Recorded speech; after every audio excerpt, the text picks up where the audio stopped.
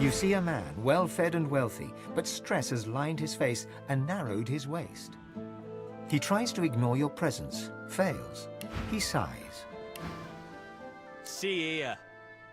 I'm very busy. The factory is crawling with magisters, and our shipments to Arks are held up. Time is money. Don't waste my money. What do you want? Fish. This is a fish factory. I'm shipping fish to Arks. Now please, there's the door. I suggest you use it. That's privileged information. I have a trade to protect.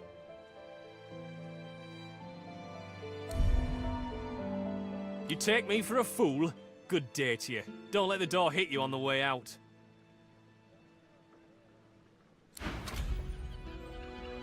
You should leave.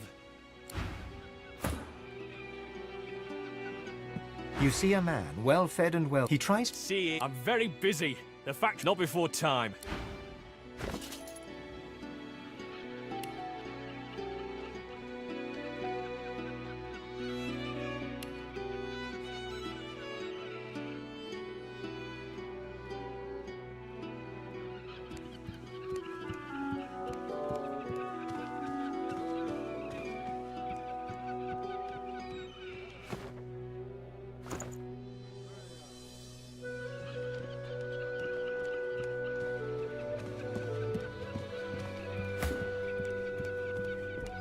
You should leave.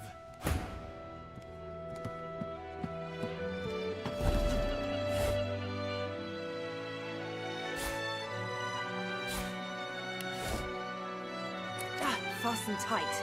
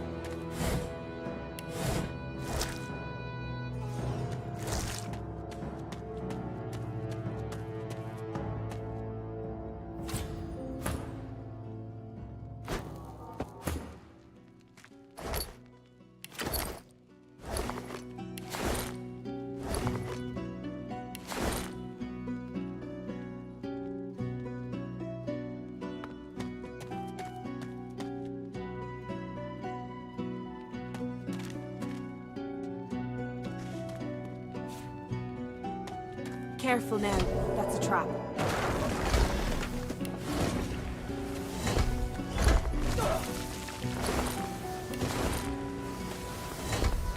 Careful now, that's a trap.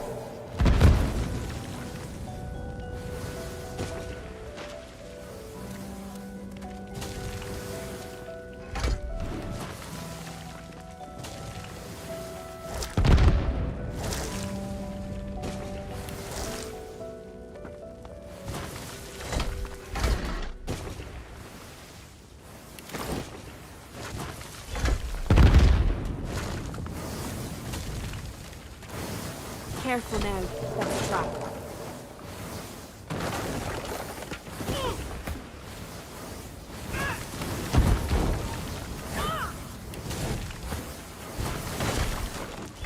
This place stinks.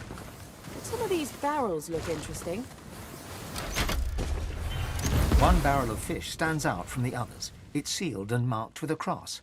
Something about it seems familiar.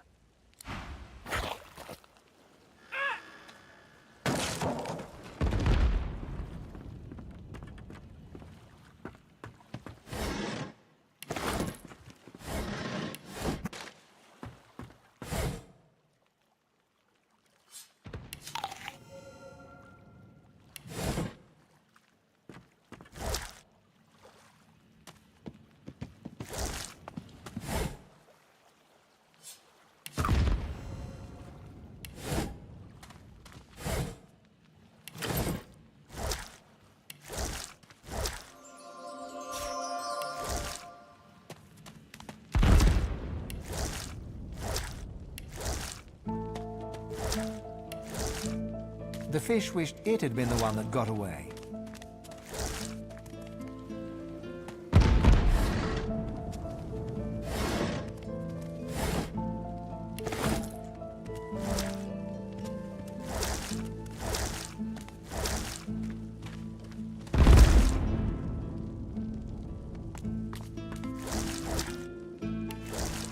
One barrel of fish.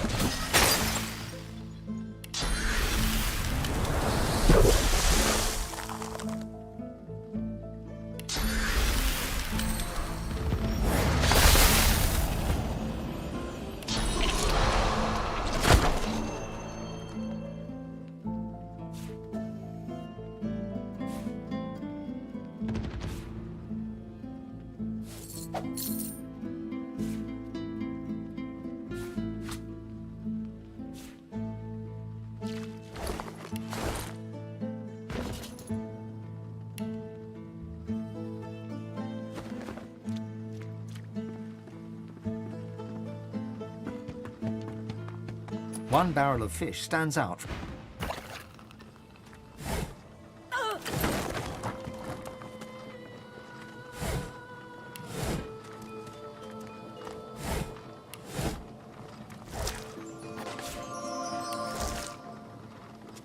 Dripping with liquid sauce.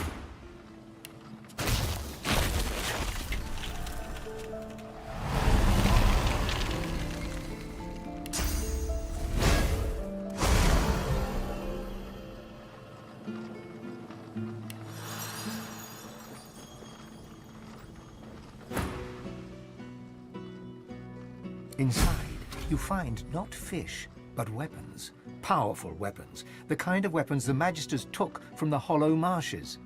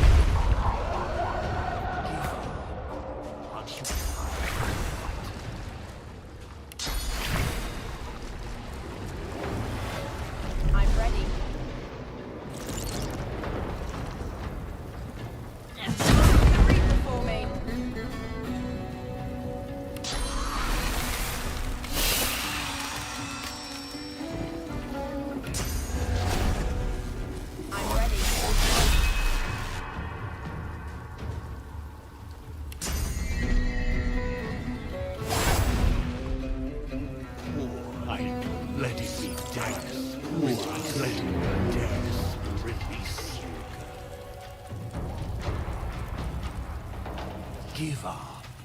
Aren't you tired of fighting? Poor little Losa.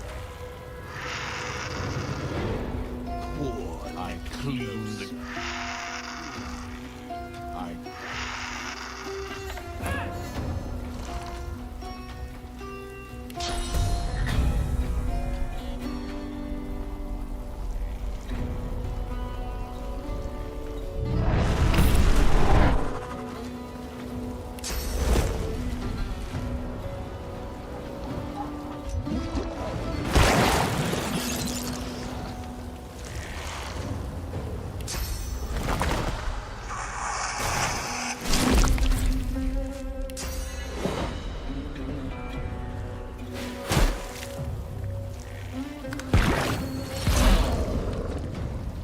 Give up.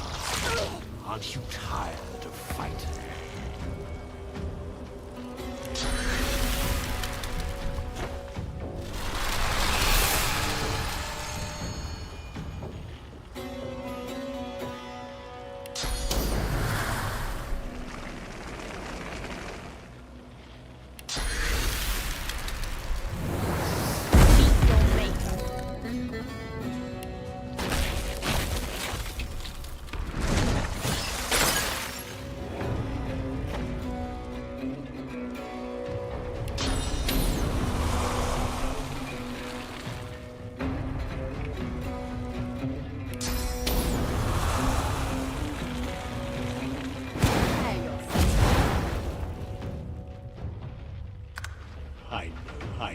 I dare be dead.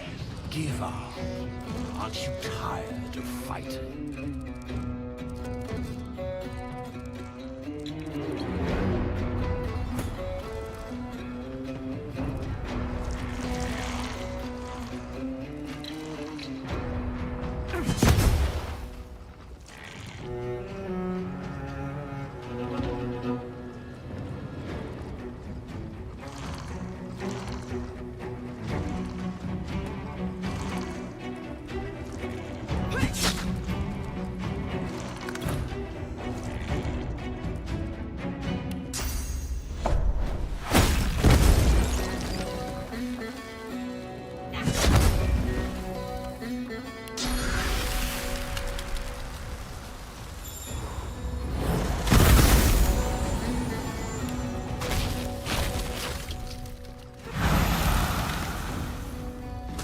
Clean the gods away, I'll clean you out. I...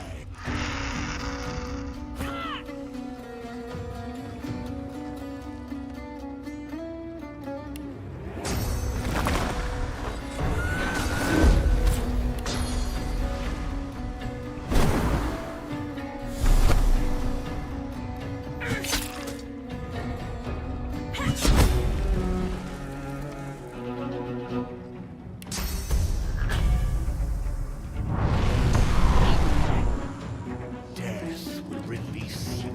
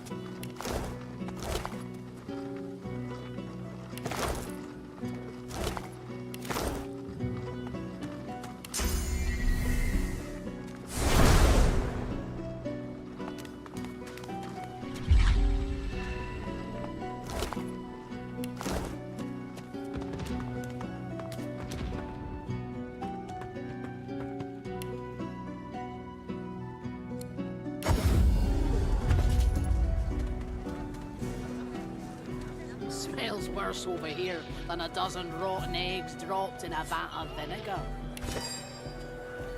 Then don't come over. Not like you're buying anything. If I don't come visit your ton, who will? Wouldn't you like to know?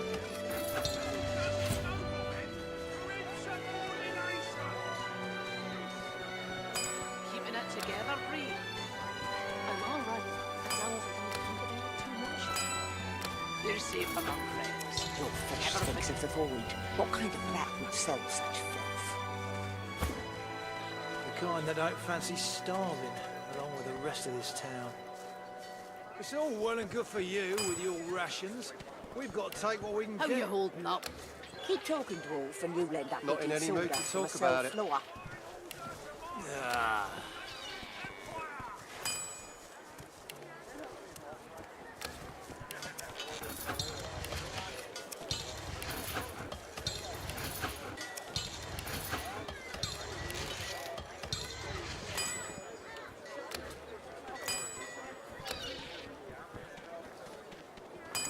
Keeping it together, Bree? I'm all right, as long as I don't think about it too much. You're safe among friends. Never forget it.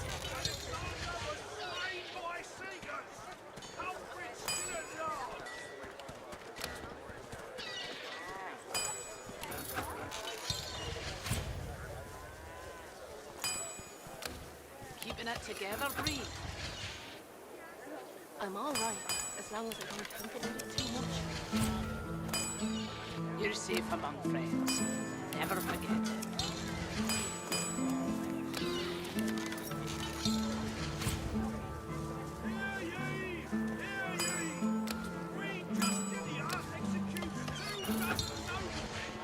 How you holding up? Not in any mood to talk about it. What? I offer nothing less than the wisdom of the ancients. That would fetch long ago.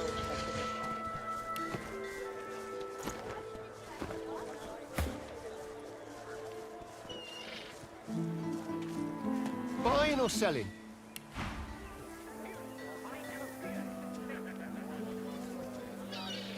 Keeping it together, Bree.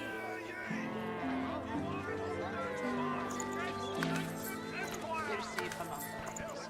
Never forget it.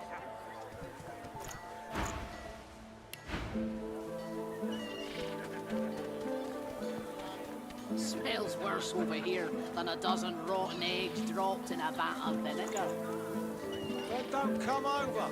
Not like you're buying anything. If I don't come visit your ton, who will? Wouldn't you like to know?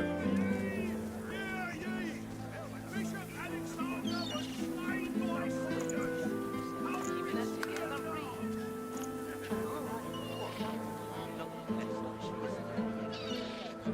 You're safe among friends.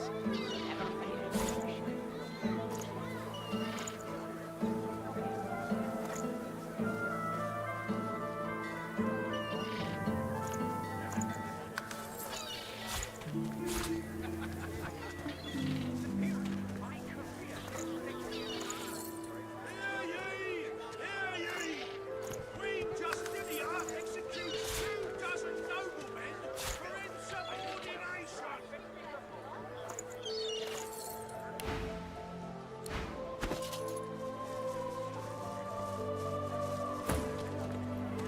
Keeping it together, Bree. I'm all right, as long as I don't think about it too much. You're safe among friends. Never forget it.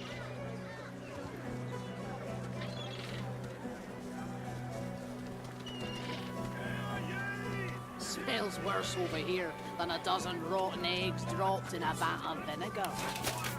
Well, don't come over. Not like you're buying anything. If I don't come visit your ton, who will? Wouldn't you like to know?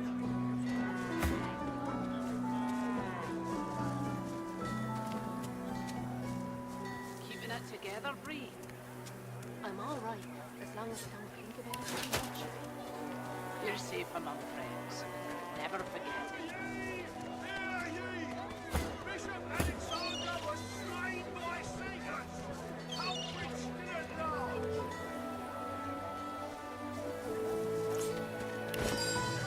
How you holding up? Not in any mood to talk about it.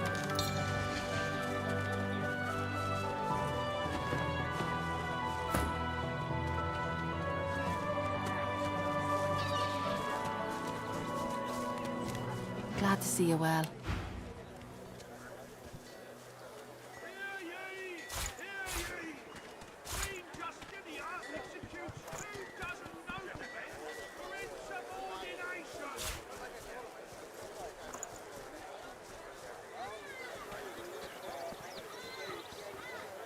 Smells worse over here than a dozen rotten eggs dropped in a vat of vinegar. Until later then.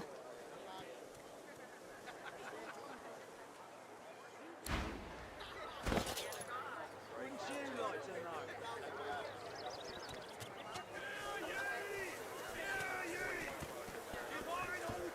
Keeping it together, Bree. I'm all right, as long as I don't think about it too much. You're safe among friends. Never forget it.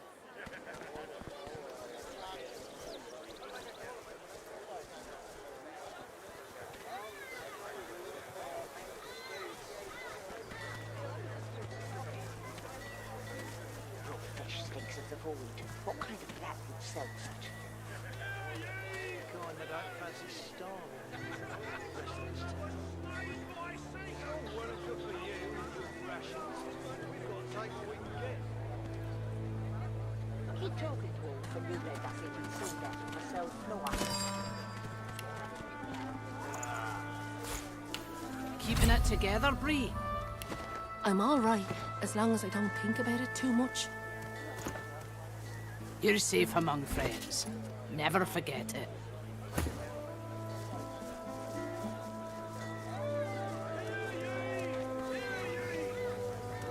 Smells worse over here than a dozen rotten eggs dropped in a vat of vinegar. Well, don't come over. Not like you're buying anything.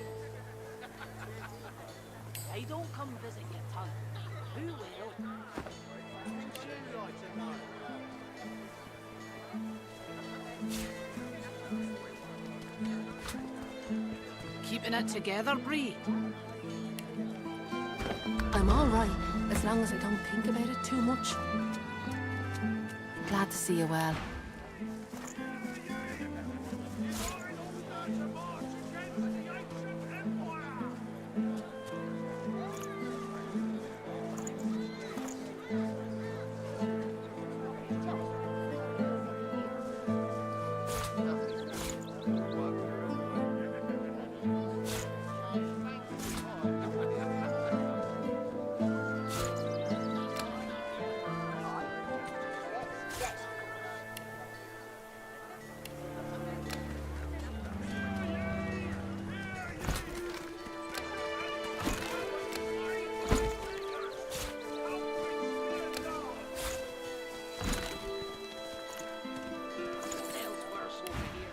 Until later, then.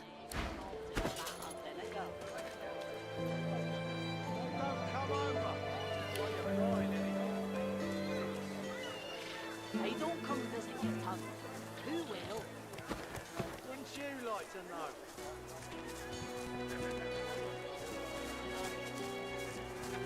Hear ye! Hear ye!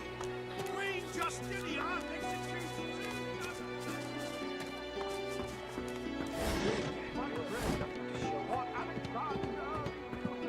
Might as well have rotted in the death fog. An elf in tattered red robes shifts through pages of handwritten notes spread across the table. So many suspects. So many potential culprits. I need to narrow down the list. Think, you damn elf, think. A floorboard creaks beneath your foot. The elf leaps around abruptly. What? Why do you sneak up on me? Don't you know how dangerous that is, the way things are? Haven't you heard? My own Magister comrades are vanishing from right here in Driftwood. Whoever's behind it must be stopped. If you hear anything, come to me. I was removed from their ranks due to my elven blood. I'll continue to serve, though. I won't stand to see my comrades taken by some vile traitor. The Magisters are all I know, all I want. I turned my back on everything else when I joined them. My name, my blood, my history. If I'm not one of them, I'm nothing.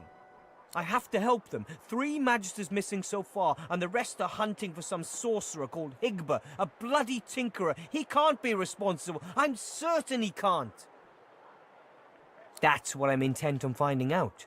This tavern is full of scum and degenerates. The true culprit could easily conceal themselves amongst them. I have to keep investigating, keep the pressure up. The culprit will make a mistake eventually. If you see anything suspicious, let me know. You do that. Now away with you.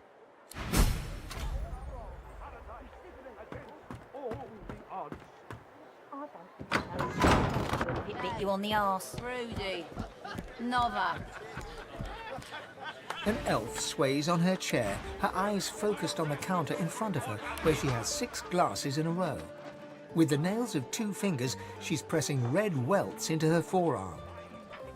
She slides one of the drinks towards you, her head bobbling heavily on her neck as she nods at the sparkling ale. And that. Nothing like a glass of the good stuff to smudge everything into a pretty shape. She slides another glass of ale toward you. Its contents sparkle in the dim barlight. Bottoms up.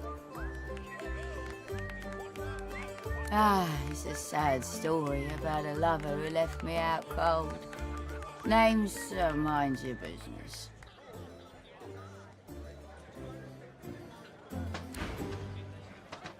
Huh? Oh. She taps her fingernail. Come on, have a drink. Nothing like a glass. She slides. Bottoms up. Oh. Killed by sorcerers. A most Dwarf vile and an elf as well. valiant warrior against Stew is people and people is stew. Stew is people and people is stew. thus ended the conclusion of a noble bloodline. A prim woman in a starched apron wipes a glass with a clean rag. She pins you with blue, steel-sharp eyes as you approach the bar. Blessings upon our Lucian, 7 times divine. The soft lines of her face fold into a warm smile. She sets the glass on the counter and pours you a generous portion of an amber liquor. I see your mother raised you very well indeed. You and my Niles would get along. Nice to see an unfamiliar face. What brings you to Driftwood, darling?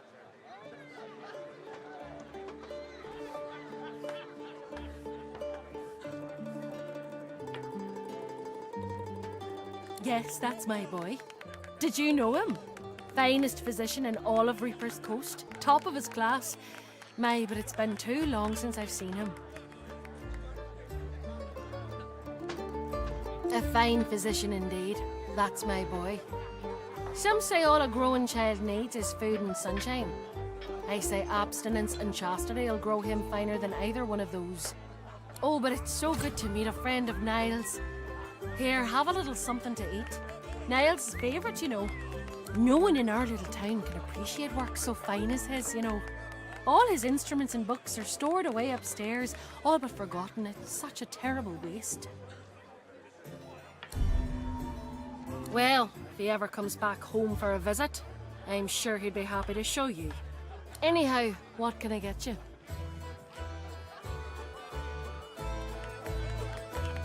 And where did you hear that?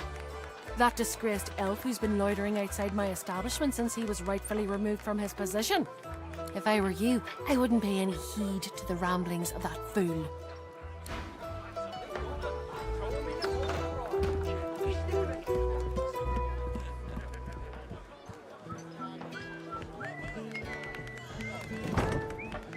The cook acknowledges you with a small bow, an oddly formal gesture given the surroundings.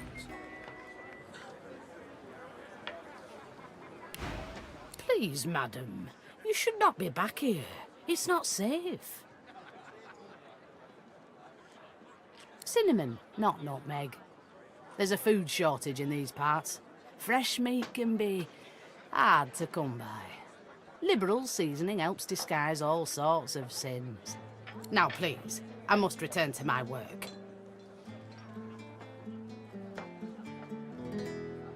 Sharp knives, boiling liquids, short tempers. Don't underestimate the dangers here. Now, please, I must insist. You should speak to Loverick if you want food.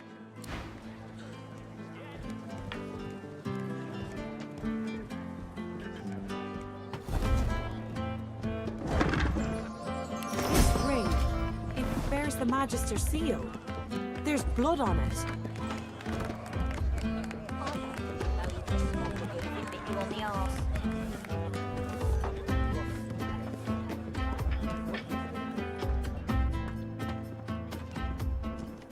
What is it? Unless you know something about the disappearances, leave me alone. I need to concentrate. The kitchen? You're certain? But that would mean the cook is behind all this. I have to look into this. I have to confront her. A valiant warrior against the void.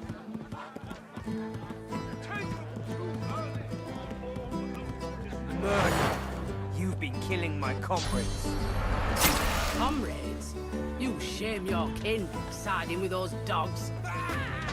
You should not have seen that. And you cannot unsee it. Come here. There's no need for this to be more painful than it has to be.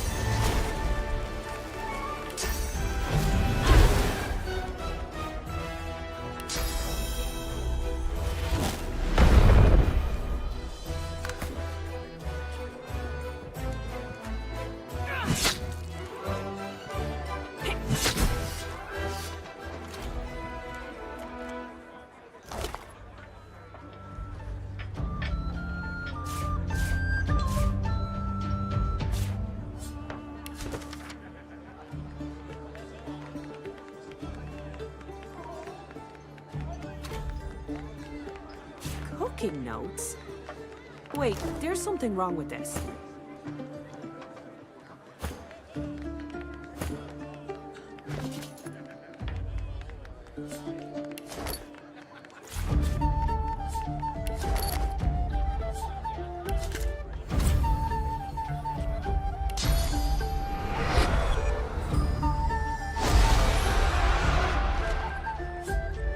A lifeless elven child is cradled in your arms. Your vision blurs with tears. You look away. To a raised valley below, tendrils of death fog dissipate, revealing a victorious Divine Order army advancing. Humans, magisters, murderers.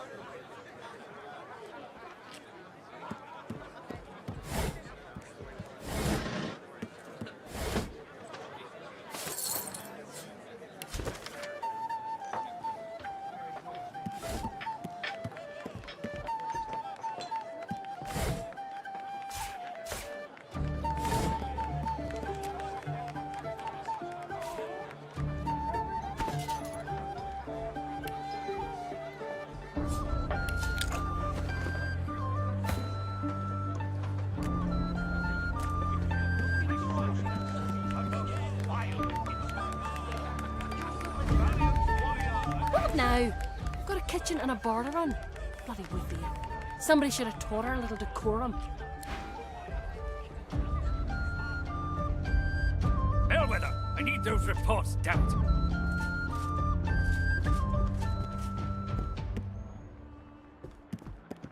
The Magister's jaw is tightly clenched as he stares out of the window. He senses you. What? Well, do you know anything? The Magister snatches the ring from your palm and stares at it. This is a conduct award. I presented it to Magister Harrick myself. She was the second one to be taken. The cook's been reported dead. I thought she was another victim, but if she had this, she must have been the culprit. There's no other explanation. He shudders in disgust. And to think she was so near to us, to me, all this time. It seems I owe you my thanks. And a reward. He holds out a pouch of gold. You try to take it, but he doesn't yet relinquish his grasp. With his free hand, he wags a finger in your face. Keep this ugliness to yourself. I wouldn't want it thought that we Magisters can't solve our own problems without throwing gold about. He lets go of the pouch and turns away.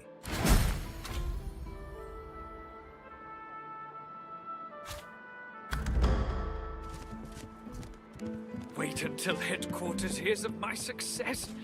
No more disappearances, no more deaths. It seems justice has been served well. Source weapons? What the hell are they doing there? Be sure to tell Raymond or Julian as soon as possible. No more disappearances, no more deaths. It seems justice has been served. Of course not. The likes of him was bound to be guilty of something. Good riddance.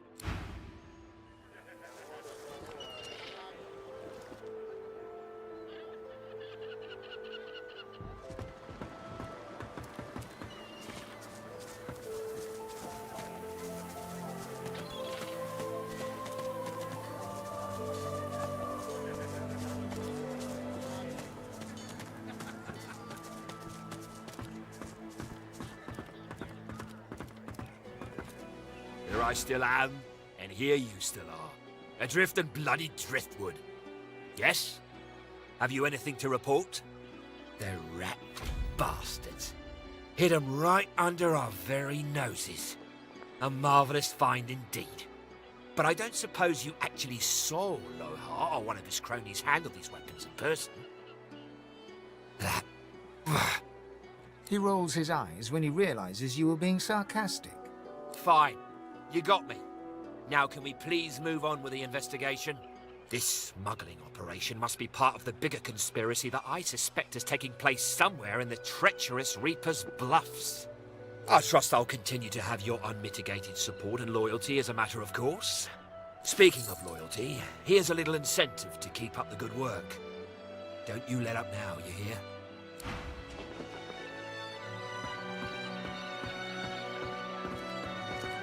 You're safe among friends. Never forget it.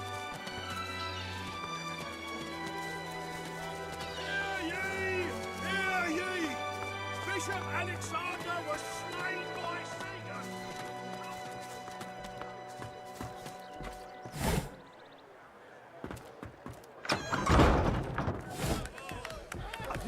My friend, did you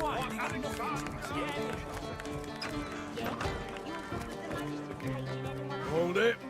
Papa no, you no go.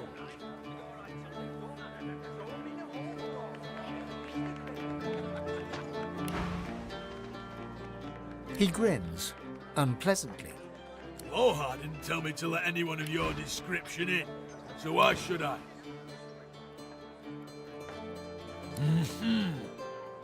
It's already mad as a bag of cats down there, and I've no intention of flinging another mangy yowler in there. Scoot! Usher us to paradise.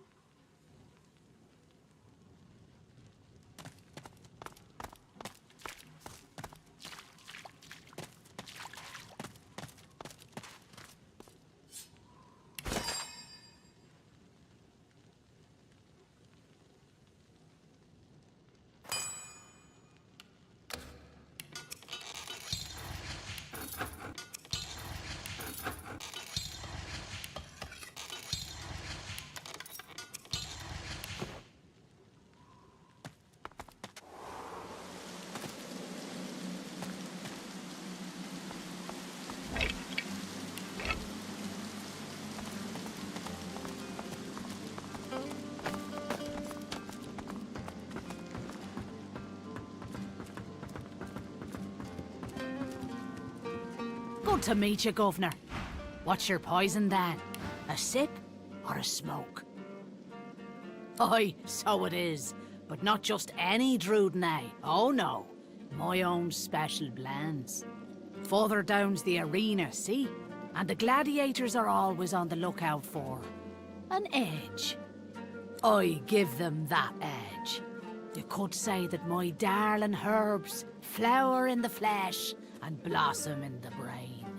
So, if you're interested, Governor, all you have to do is use your imagination.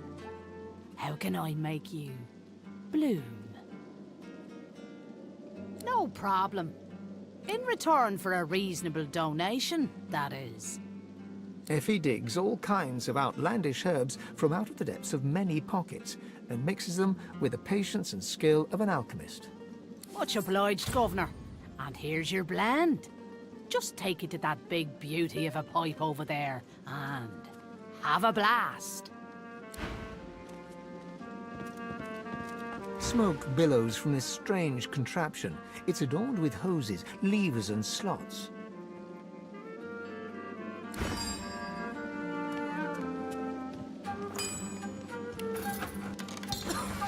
Heaven save me! This leaf is strong!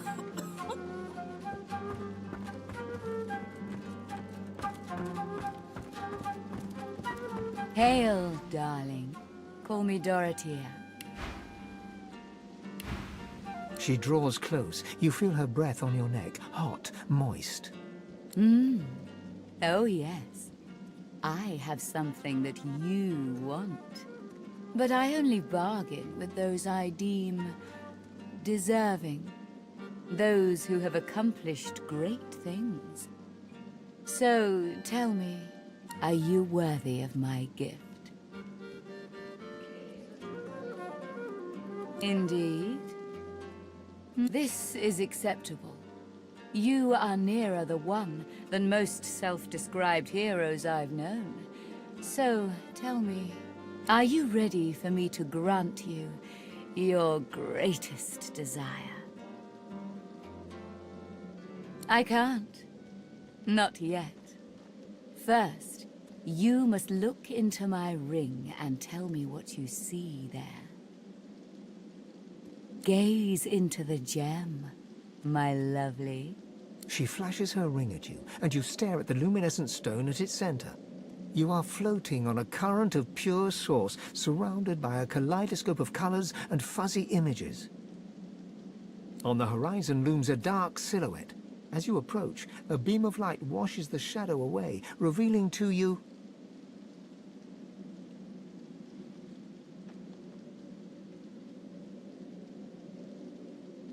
Yes. I see you clearly now. It is power you seek. To conjure maelstroms and command the light to drive away shadow. I will fulfill this desire. In return, I ask for one thing in return. A kiss. Dorothea sighs, a fusion of a kitten's purr and a cockroach's clacking. For me to help you, our souls must touch. And a kiss brings our souls closer, does it not? It's most delicious. Meet me around the corner, and come alone. An audience is not required.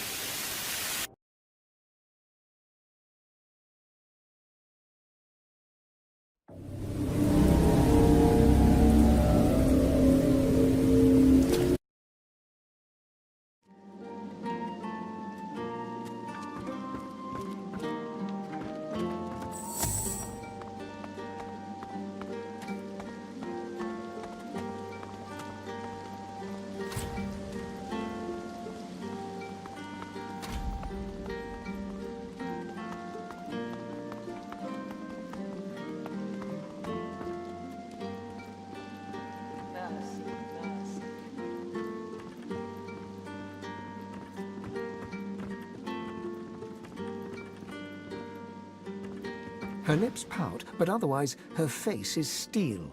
I waited, yet you never appeared. I hope you have not changed your mind. I am most keen to satisfy. Then you wasted both my time and you. You rebuffed the kiss. Hail. What a pretty young... She draws... Are you worthy of my...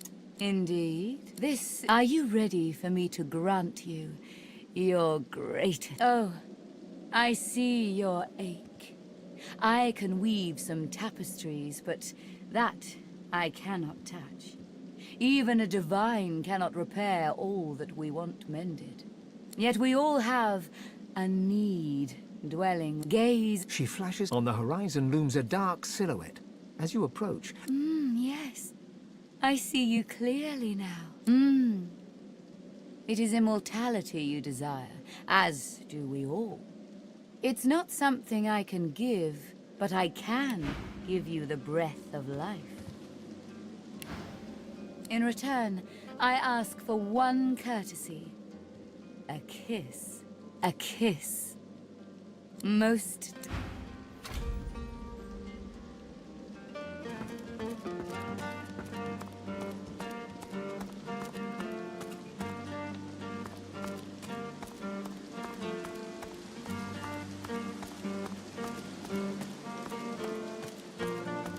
Dorothea sees you and heaves a shuddering sigh. She bites into her lower lip with enough force that a drop of blood seeps out. Blood and something else. Something green. Darling, I admit I wish we could share more carnal pleasures. Yet I think a kiss is the height of intimacy. Now come closer and receive your soul's desire. You draw closer and close your eyes, eager to feel her lips on yours. Yet her lips do not press against yours, and her hands do not caress your face. She is a woman no longer, but a were-spider.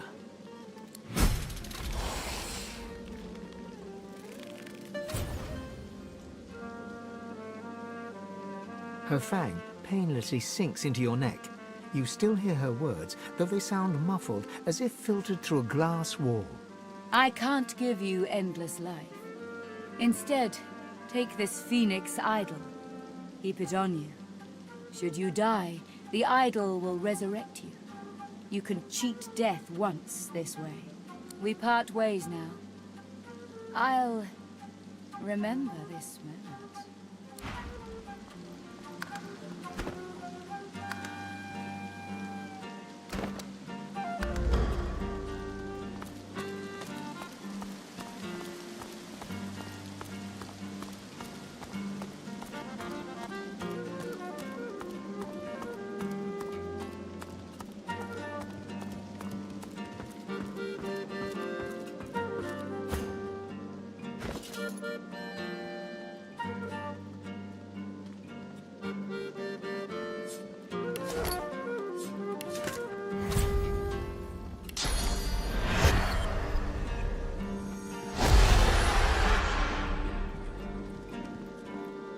You rebuffed the kiss. There is no...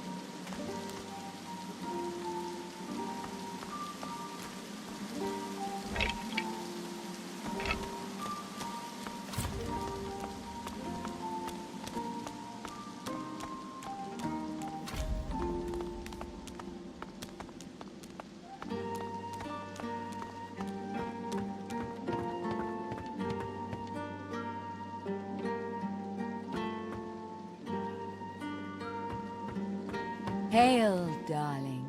Call me Dorothea. She draws... In this, I can't gaze. She flashes her... On the horizon looms a... A kiss. Most...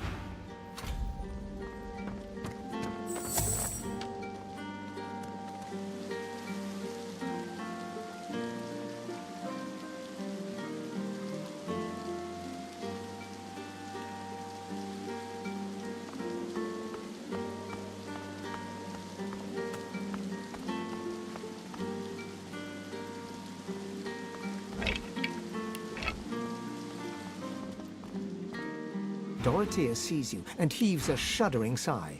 She bites into her lower lip with enough force that a drop of blood seeps out. Blood and something else. Something green. Darling, I admit I wish we could share more carnal pleasures. Yet I think a kiss is the height of intimacy. Now come closer and receive your soul's desire. You draw closer and close your eyes, eager to feel her lips on yours. Yet her lips do not press against yours, and her hands do not caress your face. She is a woman no longer, but a were-spider.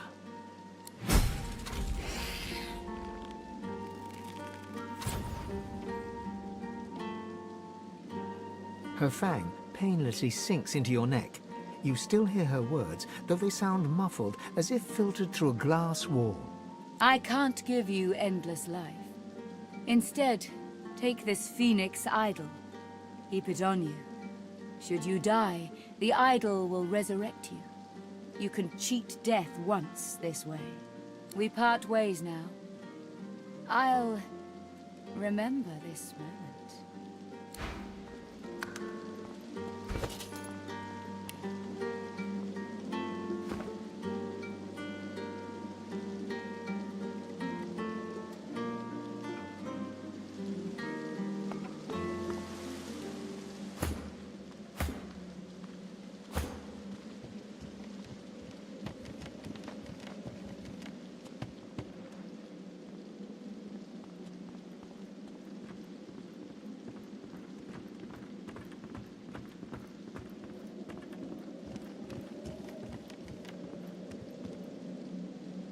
Hail.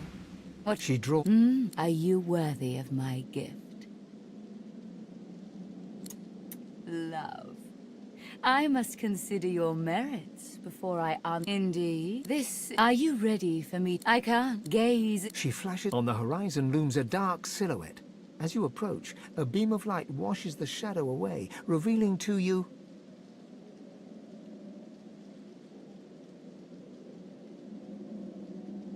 Yes. I see you I will a kiss. Most...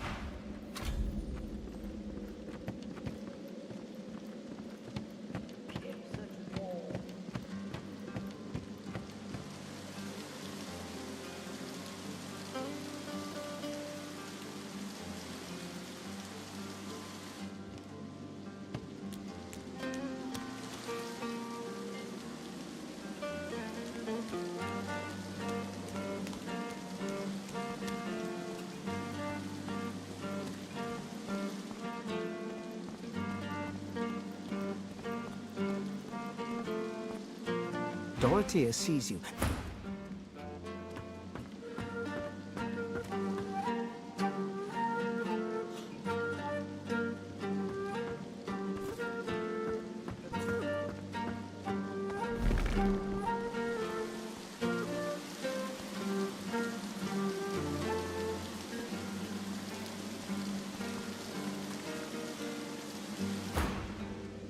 Darling, I admit I wish we could share more.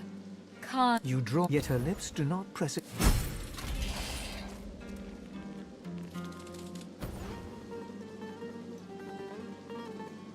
Her fang, painless. You wanted we part ways now. I have given you what you asked, and still you'd slay me?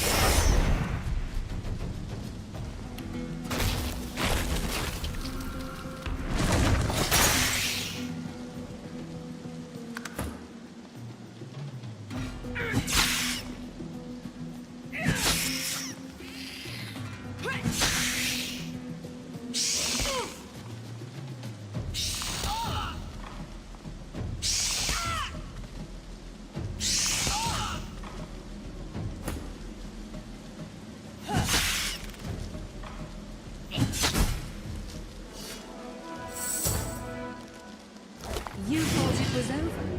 How unfortunate for you. You see, I came prepared for the occasion.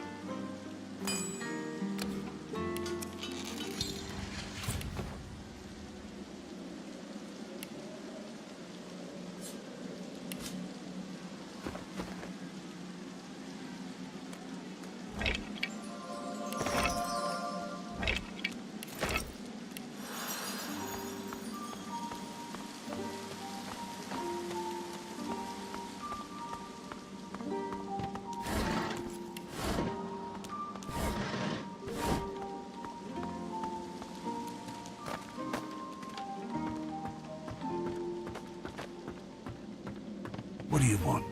Boss is busy. Good. Boss could use some good news. Listen up. Don't waste his time. These are explosive times. Be respectful. Easy.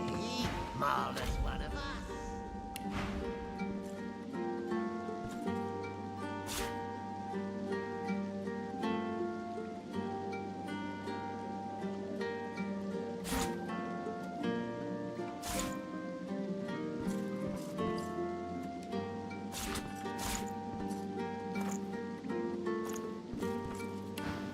I brought you up from girl to woman, Marla. Like you was my own. He lifts his right arm, showing a white bandage beneath his ribs. A wet red spot shows through. This ain't the thanks I expected. Who sent you? The formidable dwarf slams his fist on the side table. You hear a loud crack. Enough! Do you know they killed Anhar? Do ya? Start talking sense or I'll take that tongue right out of your mouth and fry it for supper. Bart, Cade, get her to talk or bleed her out. She ain't one of mine anymore. His sneer travels from the restrained dwarf to you. And you. You better have a damn good reason for coming here. Working for the DO. Brave lass. Waltzing in here now. I hope for your sake you've got good news for me. She alive? I'm impressed. Magister hooves it laid into her pretty hard. You one of her little seekers? Chasing down Godwoken and begging them to save us all? That's so. He leans back and narrows his eyes, looking you up and down. You know, the order's been going on about Godwoken for an eon now. Voidwoken's still lurking, though. And they're still hauling folks off to the joy. So if you are who you say you are, what's the point of you? Ah, I should have guessed. I could help you. But last I heard you was working for the Magisters. Big shots at the boats. Now, why in the name of all that hurts would I help a worm like that? What a load of shite. See if he's got an eye for talent, though. Maybe there's something to you. I reckon I could help you out, depending on what you can do for me. I've got people to maintain. You help me, I help you. Simple as that. He gestures towards the bandage across his side. Had a bit of family trouble lately. My girl Marla got it in her head to come after me with a short blade. That ain't like Marla. Ain't like her to pull the silent treatment either. Something's going on. And wouldn't you know it, that blade she used wasn't any normal bit of steel. Belonged to another of my people. Guy's name is Mordus. Bit of a loner, but smart as hell. I sent a few guys to go check on him, see if he knew what had got into Marla, but no one can find him. I'd like a word with the guy. Glad you see it that way. No one's seen him in a good few. I've got some people checking out his house near the tavern now, though. Tell them I sent you, and they'll let you know what they've found. Truth is, they might be glad to see you. Reckon a sorcerer will have better luck finding one of their own. Good. One more thing. Like I said, Mordus is a sorcerer. Maybe even one of the ones Seaver's after. If there's something you want to find out from him, you might want to ask before I have my word with him. Here, you can take this off my hands. More suited to your kind, really. Good luck. What did you think was gonna happen?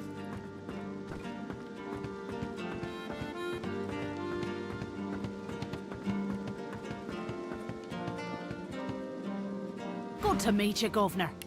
What's your poison, Dan? A sip or a smoke? Aye, you could so. If you're interested, Governor, all you have to do, no problem. In return, If he did. much ob- Smoke billows from this string.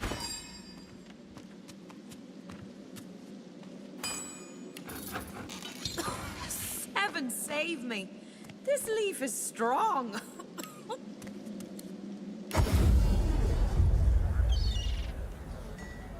The kind Buying that don't or fancy selling? starving, along with the rest of this town. It's all well and good for you with your rations. We've got to take what we can get. Keep talking, Dwarf, and you'll end up making sword after myself, Noah. Ah. Keeping it together,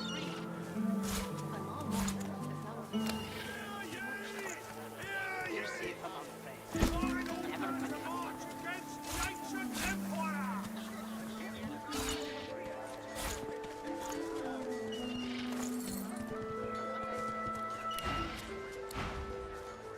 Tell me, have you heard any news? Keeping it together, Bree. Nothing good. The void woken are everywhere. As long as I don't think about it too much. Thank the divine you're here to protect You're us. safe among friends. Never forget. Yes, of course. Hear ye! Bishop Alexander was slain by singers! Culprits killed by sorcerers! Wild incident. A valiant warrior against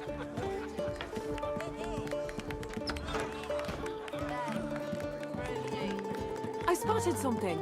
The cook acknowledges you with a small bow, an oddly formal gesture given the surroundings. Please, madam, you should not be back here. It's not safe.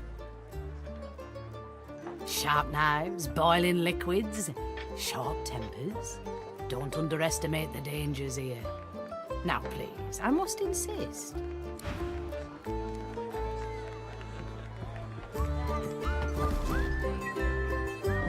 This ring, it bears the Magister seal.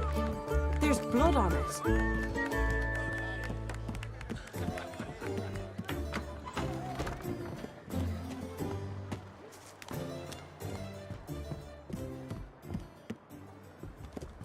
The Magister's jaw is tightly clenched as he stares out of the window. He senses you. What? Well, do you know anything? The Magister snatches the ring from your palm and stares at it. This is a conduct award. I presented it to Magister Harrick myself. She was the second one to be taken. He shudders and abruptly turns to his subordinate. Bellwether, get over to the Black Bull Tavern and question their cook. See if there's any truth to this. And you, If I find this is some sort of trick, there'll be consequences. Now go! Surrounded by incompetence, I deserve a better posting.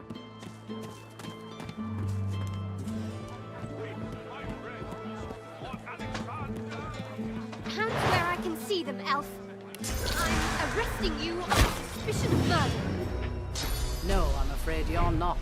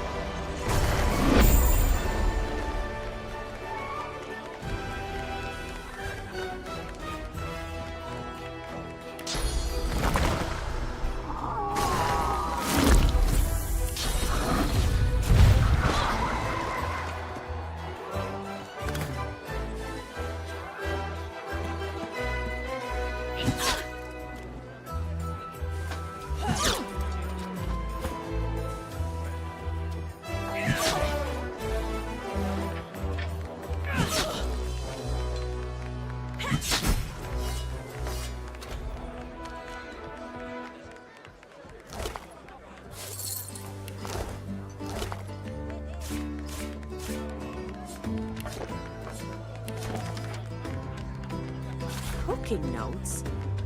Wait, there's something wrong with this.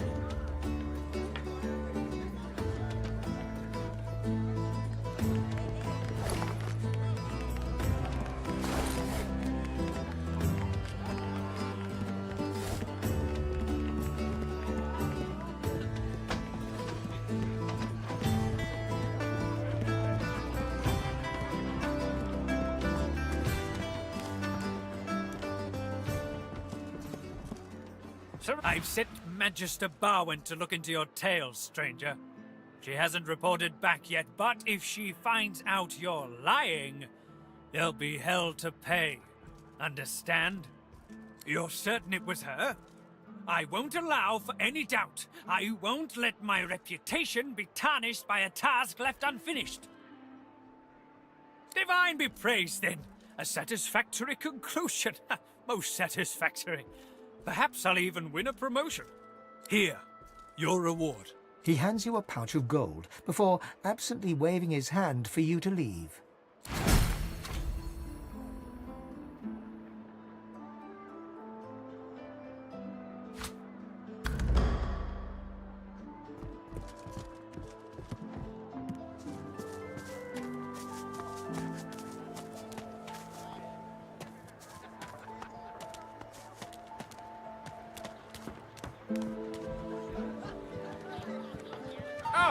Finally! Your colleague over there is absolutely useless. I'll have a bowl of the house stew, if you please. Oh, pity. I've been trying to get a little something to eat all day. But the giggleheads who run this establishment don't seem to be willing to provide a fellow with his fair portion. After all I've been through, too. He lowers his gaze, then looks up at you expectantly. His lip trembles dramatically. It's my mentor. My dear mentor. He was killed by those void beasts. I told him we ought not to travel in the hills, but would he listen? No. Now here I sit, my closest companion gone, our precious cargo worth more than Lucian's right ring, lost to the beast-infested wilds. And the waiter won't even bring me any stew. Ah, then perhaps my luck has changed. Yes, perhaps this awful business might soon be behind me.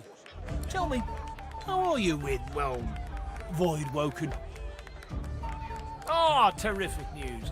Then what I ask will be little more than a trifling. My mentor, Liam, and I were hauling in a goodly number of fine wares from the Southlands when we crossed paths with a great brute of a Voidwoken. It made short work of Liam, may the gods rest his soul. I managed to escape, but my precious cargo was left behind. We'd invested our entire livelihood in those wares. I'll do anything to get them back. Very, very well, that's how. That cargo is worth more than a pretty penny, and I'll owe its retrieval to you and you alone. Now, give me your map. I'll show you just where to look. I doubt those beasts out there have any use of such a cargo. I can't tell you how thoroughly you've made my day. Good luck.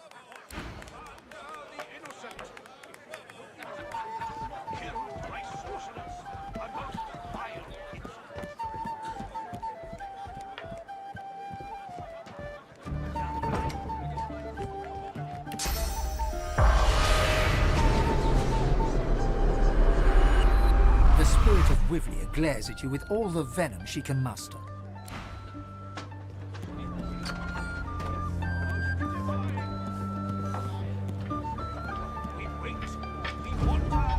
The spirit of a Magister stands before you. She smiles openly. I was slain, but now I have been avenged and restored. I can rest. An elf sways on her chair, her eyes focused on the counter in front of her, where she has 6 glasses in a row. With the nails of 2 fingers, she's pressing red welts into her forearm. She slides one of the drinks towards you, her head bobbling heavily on her neck as she nods at the sparkling ale. And that. Nothing like a glass of the good stuff to smudge everything into a pretty shape. She slides another glass of ale toward you. Its contents sparkle in the dim barlight. Bottoms up. Cheers to you, me, and Her gaze swivels around the room. Damien's dull knife. This place is horrible. Never mind. Cheers to you, me, and me again. Another.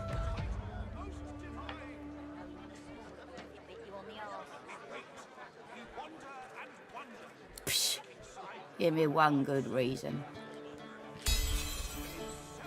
She dumps a heavy arm around your shoulder and pulls you in close, her breath hot and sour in your face. Look it. Look at this. This is my story. She shows you the 2 swollen, angry red welts on the underside of her arm. She slaps them without finesse, making herself wince, and stares at you intensely. I know how to make it better. I can fix it, all of it. I'll tell you. She jerks her arm away from you and gazes lovingly at the welts. She doesn't look up as she speaks. There's this woman. I'm not crazy. And if she kisses you, she can change you. She's downstairs. And now I'm different. Is that right? Then you felt it too. It's in her lips. It's in the magic. I changed the right way. And then, I think now I'll be fine. You understand how, sometimes you just want to be fine. That's just it, isn't it? That's just it. You ought to go see her. Dorothea. She can help you. She did me. She looks at you earnestly, her eyes gleaming, the twinkle of the amber ale behind them. I seem good, don't I? Yeah, I do. If you've got nothing to hide, you've got nothing to be scared of. We wait, we wander and wander. An elf in tattered red robes shifts through pages of handwritten notes spread across the table. So many suspects, so many potential culprits. I need to narrow down the list. Think, you damn elf, think. A floorboard creaks beneath your foot. The elf leaps around abruptly. What? Why do you sneak up on me? Don't you know how dangerous that is, the way things are? Haven't you heard? My own Magister comrades are vanishing from right here in Driftwood. Whoever's behind it must be stopped. If you hear anything, come to me. I was a Magister once. It was my whole life. But elves were banished from the ranks. I had hoped maybe if I could solve this case for them, they'd let me back into the fold. No matter. Farewell, stranger.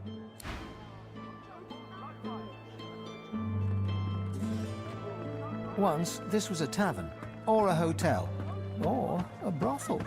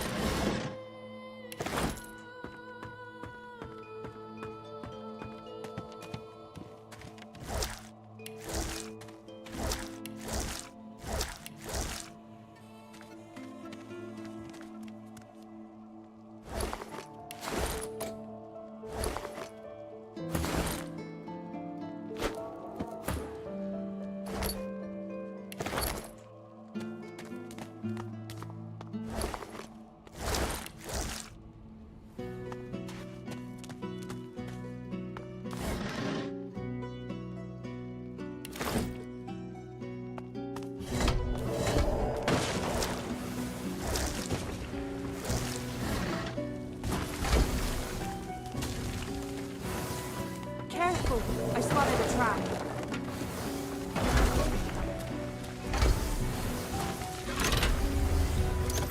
This place stinks. Some of these barrels look interesting.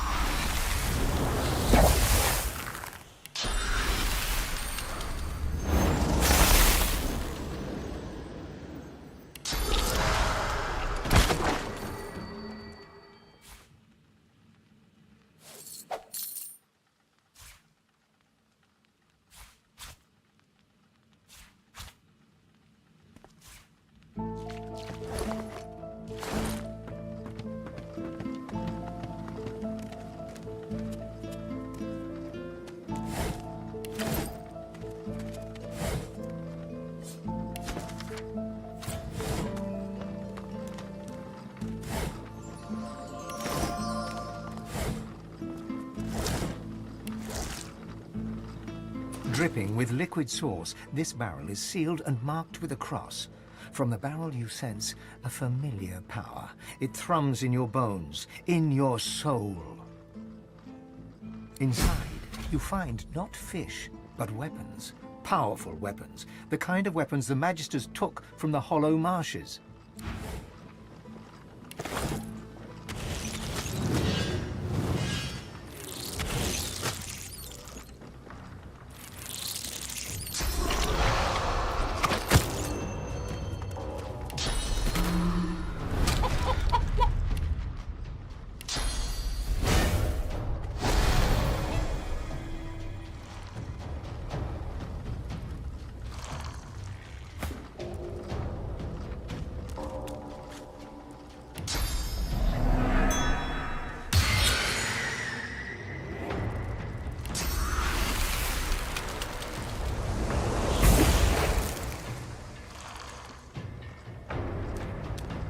I am the truth. I am all little monster.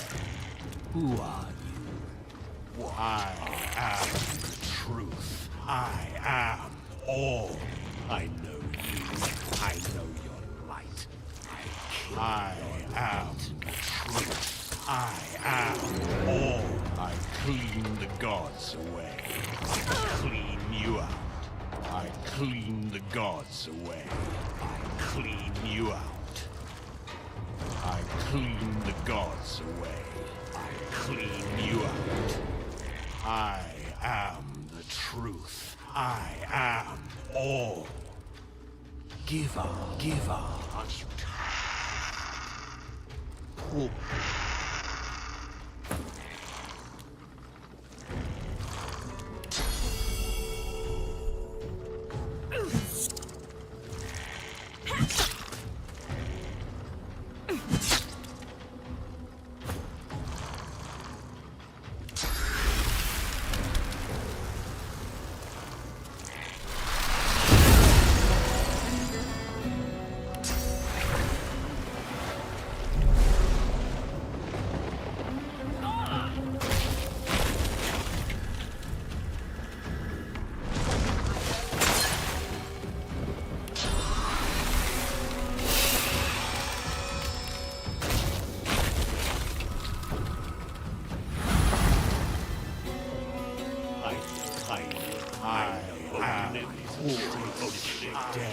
Death. Poor. Give up.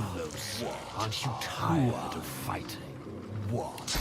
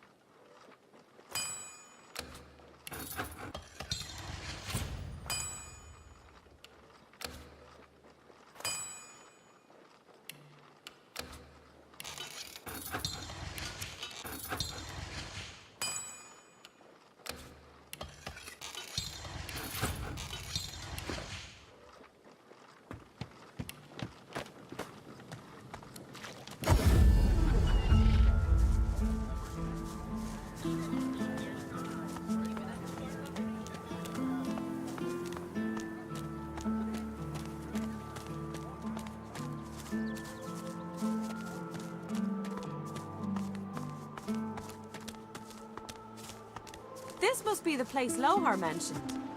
It looks unassuming enough.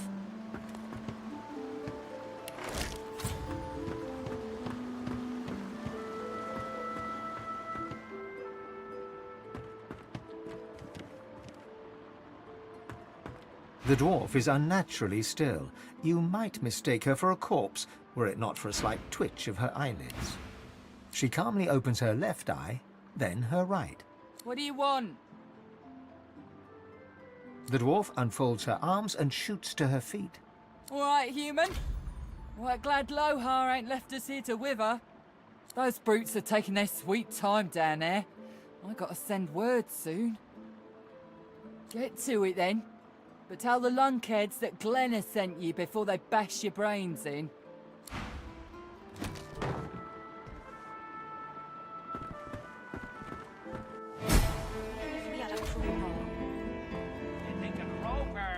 I spotted something. Oh, you got rocks knocking around that noggin of yours. There we go. The door's opening. By your own hands. By Duna's dagger. You here to free us or kill us?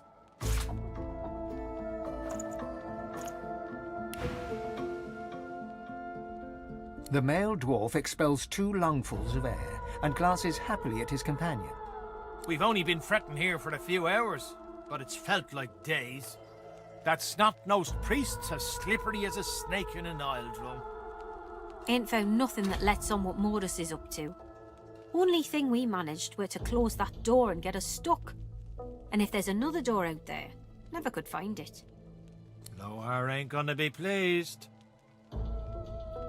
Ain't no telling where that priest has gone to. Started acting all funny not so long ago, then flew the coop. Well, at first, he was just buddying around with Lohar and the rest, you know. But then he'd start looking all sickly and run off for a day or two. Then some stranger tried taking old Lohar down, but got himself caught and tied up. Ain't no coincidence Morris went hanging around then. She taps a finger against her forehead. A woman knows things. Nothing's getting past me. Best we head off then. We've got business to attend to.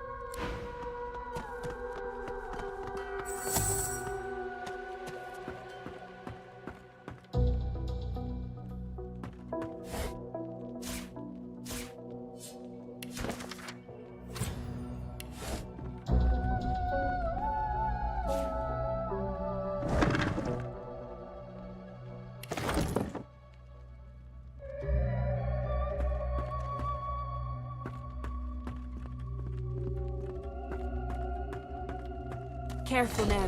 That's a trap.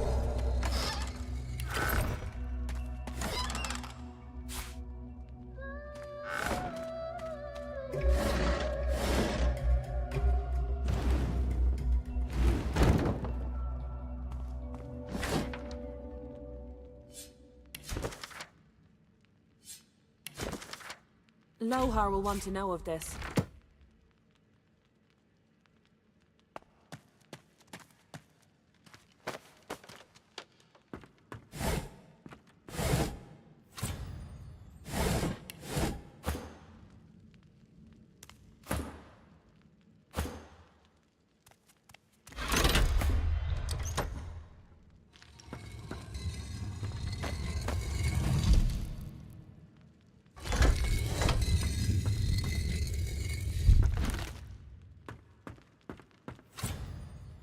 The shrine depicts Duna, yet has clearly seen better days. Scratches and fissures deface its exterior, and its eyes have been gouged hollow. You run your hands along the exterior until your fingers graze the button noted in the schematic. Your words are swallowed by the chamber's thick air. There's no mistaking the sound of stone chafing stone. The entrance to the chamber grinds open, filling your lungs with slightly less stale air.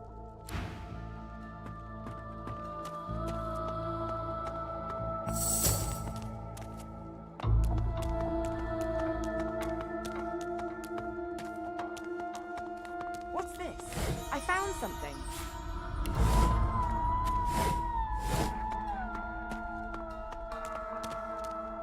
A skull. It's missing an eye. As far as locks go, this one's pretty macabre.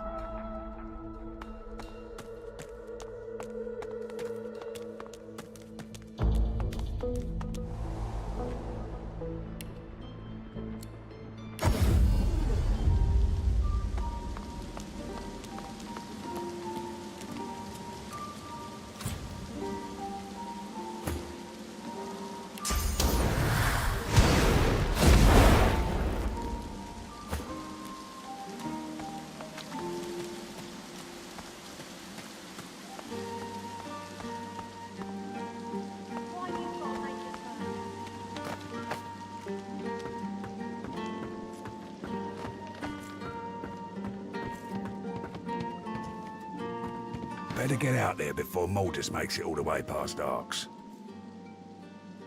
I asked you for a man, not a note. He takes the letter from your hands and reads it quickly, face hardening with anger as he reaches the end.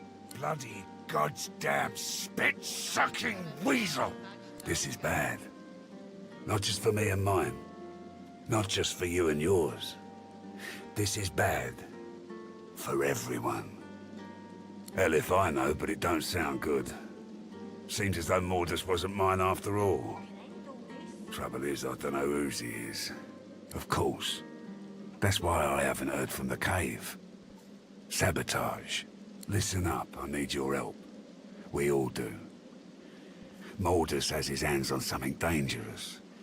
Something I was trying to protect us from. Not just my folks. The whole damn realm. Look, me and mine, we move classified cargo. Take it right off Magister ships and put it into the hands of those that will use it rightly. Trouble is, we came across something no one ought to have. Not the Magisters, not my folks, not the gods themselves. I ordered it to be destroyed. I guess Mordus, whoever he's working for, wants it for themselves. That can't happen. The less you know, the better. Trust me. Stop Mordus and I'll take care of the rest. My people had an operation up in the caves outside town. Good access to red ships and plenty of privacy too. Haven't heard from them in a couple of days now. I thought maybe we'd lost the messengers to Voidwoken in the hills, but now I think it's worse than I thought. I bet my lucky left foot Mordus is in the cave. You gotta get to him before he gets his hands on that cargo. Pray to whoever you pray to that it ain't too late. Finally, someone with a little sense around here. Give me your map. I'll show you where we were operating, where I think Mordus will be. I don't want to know what'll happen if he gets what he's after. Oh, baby.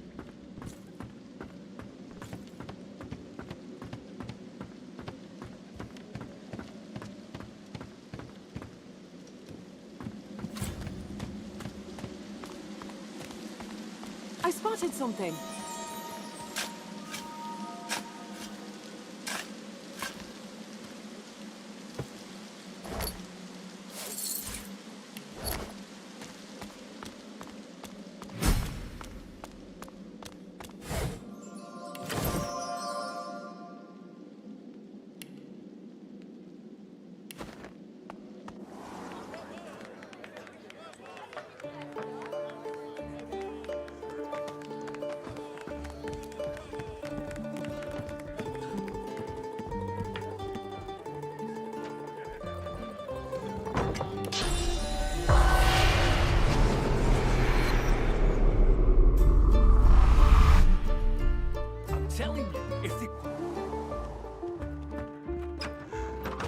The town is poor, but this room is rich. A weathered woman in a dirty sea captain's tunic babbles breathlessly to herself, and somewhere nearby, you hear a bell ringing.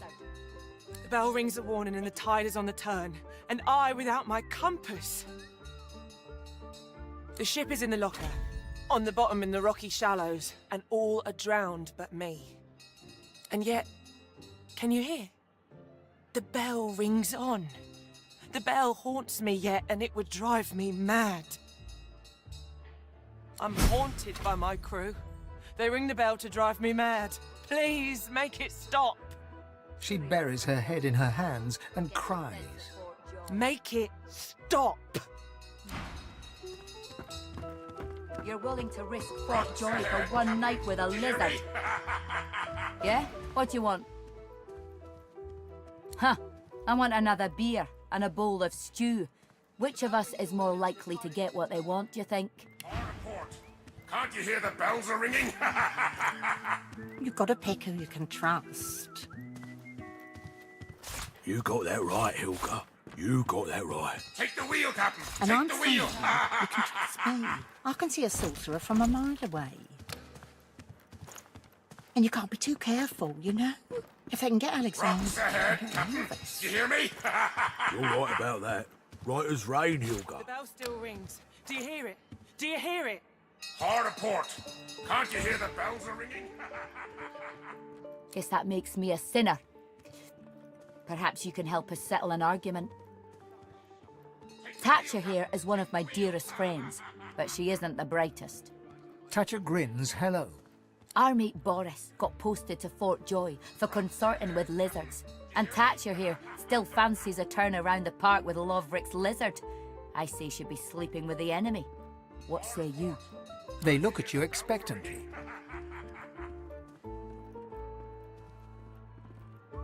Thatcher bursts out laughing. Eden goes bright red. Get lost before I throw you in a cell for disrespecting a magister. 2 magisters. The magisters. Thatcher doesn't look disrespected. Thatcher looks amused. Disrespecting one magister's enough. Go on, get lost. She turns back to her drink. You can trust me. Of course it's She not tips true. you a wink, then turns away. If I can get Alexander, I can get any of us. Who rings the bell? You're right about that. Right as rain, Hilga. Take the wheel, Captain. Take the wheel. A ghostly seaman stares at the captain, his lip curled in a malevolent grin, his eyes wide with hate, and all the time he rings his bell. He registers your presence. His head swivels towards you. Of course it's not. Spoke to the lady, Captain, didn't you? I seen you cozying up. Are you her woman, or sail you with us? Then you won't sail with her. She ran the ship upon the rocks, although I rang the bell. That light weren't no lighthouse. I rang the bell in warning, and she ran the ship upon the rocks. You ran the ship upon the rocks, Captain, and all the crew were drowned. You've got a pick and you can trust. I'm doing my duty here, I am. I'm the lookout, and I'm ringing the bell. Rocks ahead, Captain. There's no lighthouse here. Rocks ahead! His lip curls over his blackened teeth, and with his smile, you know you've lost the argument. He turns back towards the sea captain, ringing the bell with renewed urgency. Rocks ahead, Captain! Avast! Hard a port! Ha! Rocks ahead! Do you hear me, Captain? I'm ringing the bell! Turn the ship, for it's too late! The bell rings on. Of course it's not true. Smile all day. Hard a port! I'm not in love. Can't you hear the bells are ringing?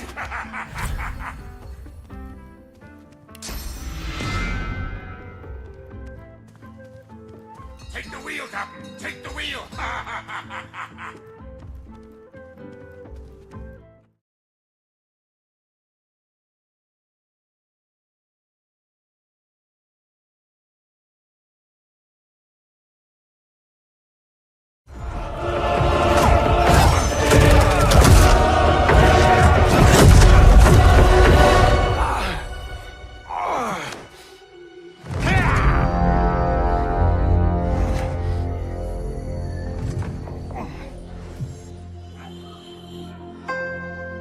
Earthrealm's Jinsei flows within you. Let it fuel your fire.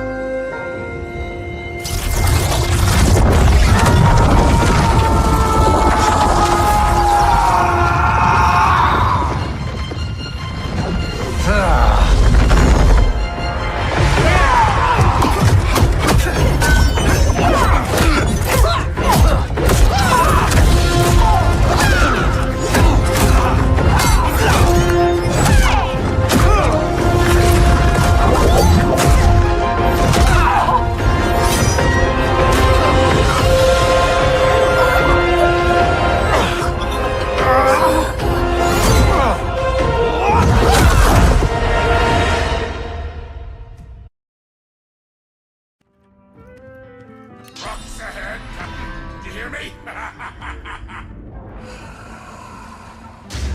Of course it's not true. My ears are ringing, but the infernal bell is gone. A weathered woman in a dirty sea captain's tunic babbles breathlessly to herself, and somewhere near... My ears are still ringing. And I have you to thank for it? Then thank you, I surely do. That accursed bell lies with the Peacemaker, on the bottom in the rocky shallows. My compass lies there too. The compass surely lies on the bottom, near where the ship was wrecked. Take it with my blessing, if you can find it. My sailing days are done.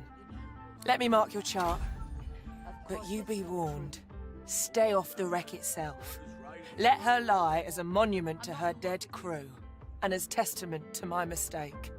She goes white as the proverbial ghost. You've got no call to go looking for no cargo. Far as anyone's concerned, we sailed with an empty hold, and if there's anything left to salvage, you leave it where it is. Heed me. Leave the cargo of the Peacemaker alone. She turns away. Conversation over.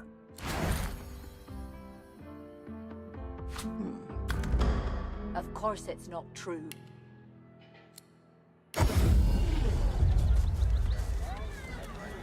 Smells worse over here than a dozen rotten eggs dropped in a vat of vinegar. Well, don't come over. Not like you're buying anything. If I don't come visit your tunnel, who will? Wouldn't you like to know? Buying or selling?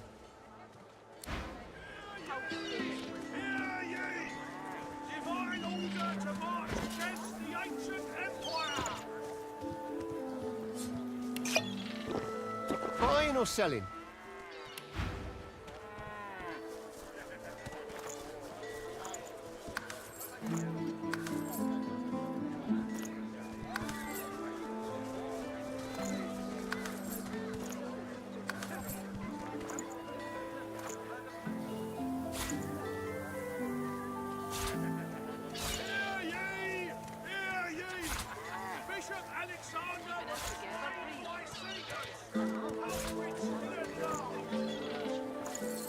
You're safe enough.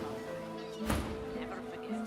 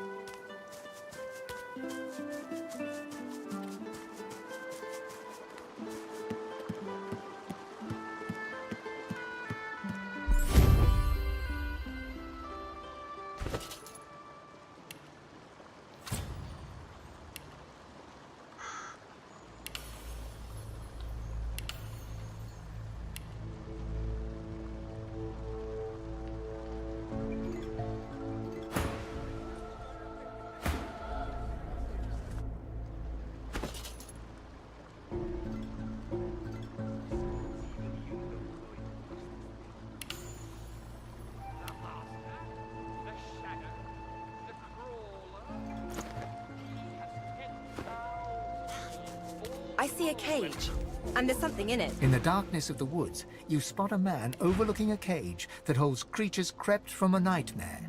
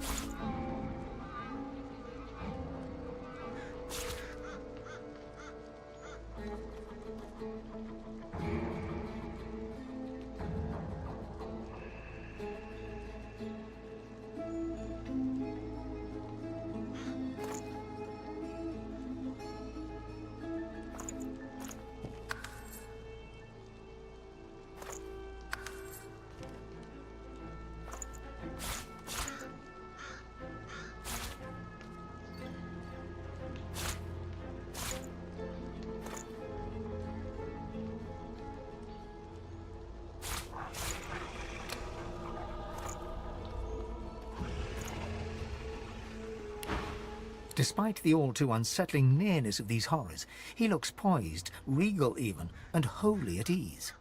Go on. Step in from the shadows. Oh, they're meek as lambs, really. If you've the wits to outsmart them. He eyes you with a sudden intensity, makes you feel like a weight upon a scale, balanced against an unknown measure. But you... there's something different about you. A desire... It's been a while, hasn't it? Since your heart leapt in your chest because of your feelings. Since your hands reached for something delicate to your touch.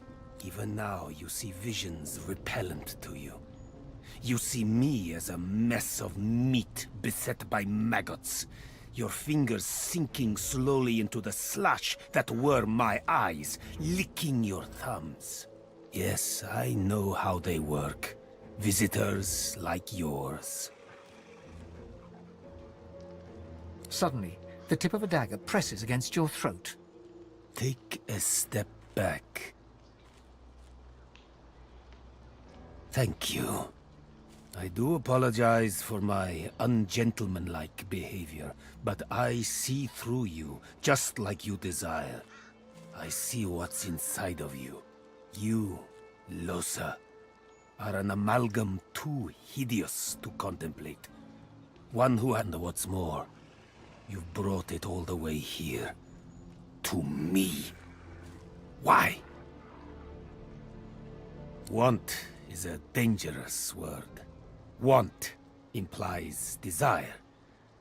We tend to do far too much to get what we crave. No one knows this better than your demon. He steps back and passes his gaze over you, his face impassive. There is nothing I know better than demons. And you've long since moved beyond the stage of mere possession. Your soul is still yours only because it is God-woken. In dealing with you, I risk everything. But of course, I won't refuse you. I'll do my best to drive the demon out. However, there's much work to be done first. The plan is twofold. First, you must do me a favor. Then I will teach you. Enlarge your mastery of the source. You will need all the strength you can muster, and more, before we confront your visitor. The second part, we'll discuss after the lesson. So first, let us turn to the favor. Quid pro quo, I'm afraid. A tad vulgar of me, that much I admit, but needs must when the demon drives. I've a demon of my own, you see. One I've been hunting for a long time, and now I've managed to track him down to the island over yonder. He points towards the northeast. You see nothing in that direction but grey water and a thick mist in which ghoulish shapes seem to form and fade. I know it's there. My caged guests have confirmed as much. But to my great frustration, I cannot reach my goal. Death fog surrounds the island, and through death fog even I cannot pass. That is where you come in. The answer is no less prosaic than for it to die, I'm afraid. But trust me, the death of one will deliver the souls of very many. Consider it a test. Kill the demon, and I will be your teacher. Then let me shake your hand and describe your target. The demon's guise, or vessel, one can't be quite certain, is that of a lizard known only as the Advocate. Like all of his ilk, he is kind, he is charming. He will offer you what you desire most at seemingly no cost at all. There is no such thing as no cost at all. My advice is to strike before he even has a chance to speak. But should you choose to disregard me, should you allow him to parley, all you have to do is say no. Above all else, remember that. May you wander in wisdom.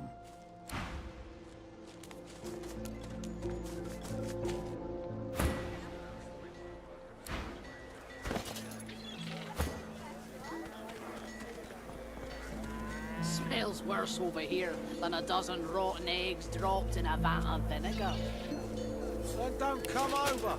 Not like you're buying anything. If I don't come visit your ton, who will? Wouldn't you like to know?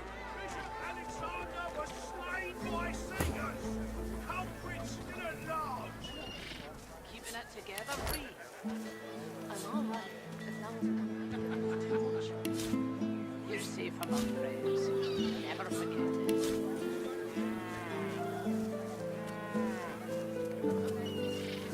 Tell me, have you heard any news? Nothing good. The Voidwoken are everywhere. Thank the Divine you're here to protect us.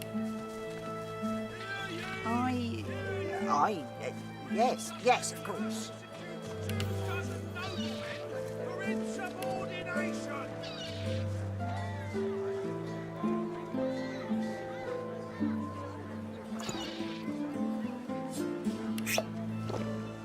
Buying or selling?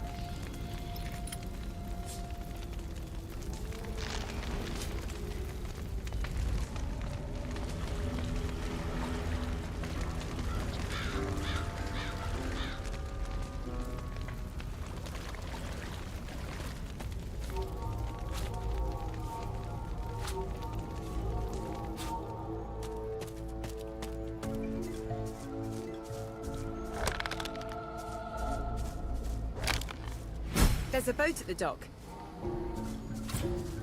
Perhaps it may take us to the island.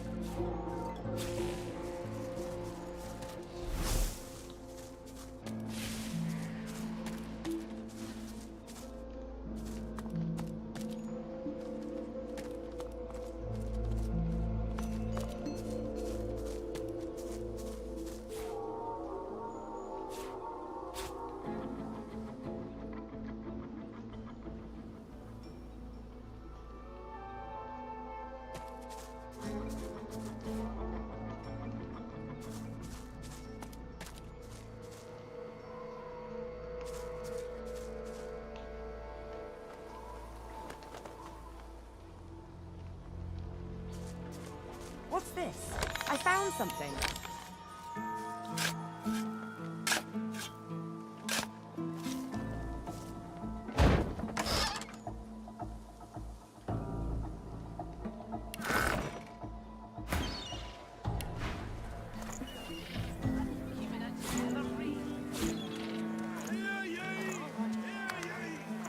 Queen Justinia executes 2 dozen. We're in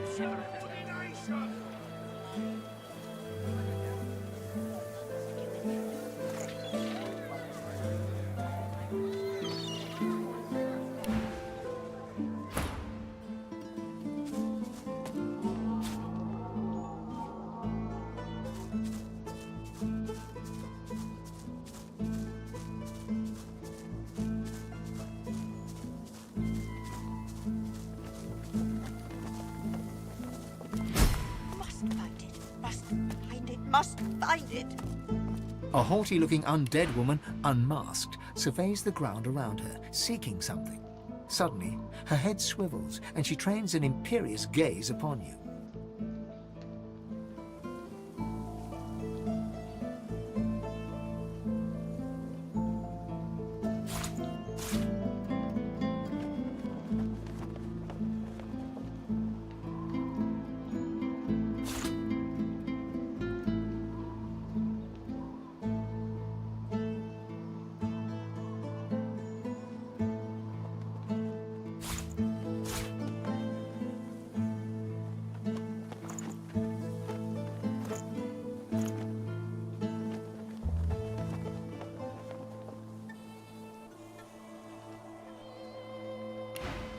What side do you take?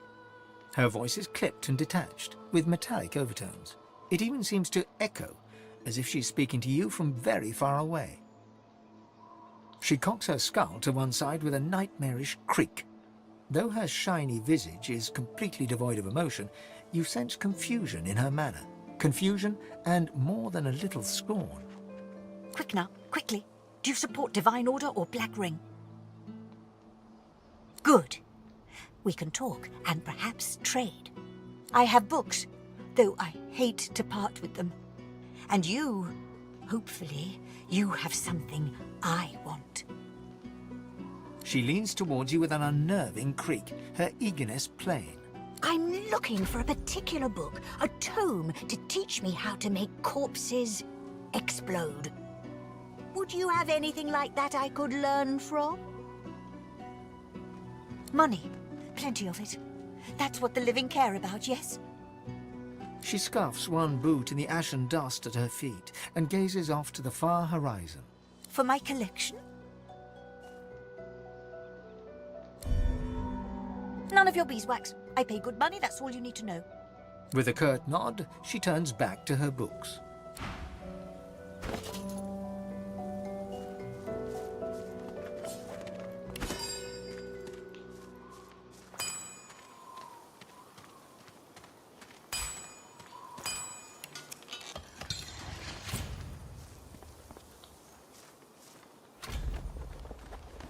Do you have it? Do you have the book I seek?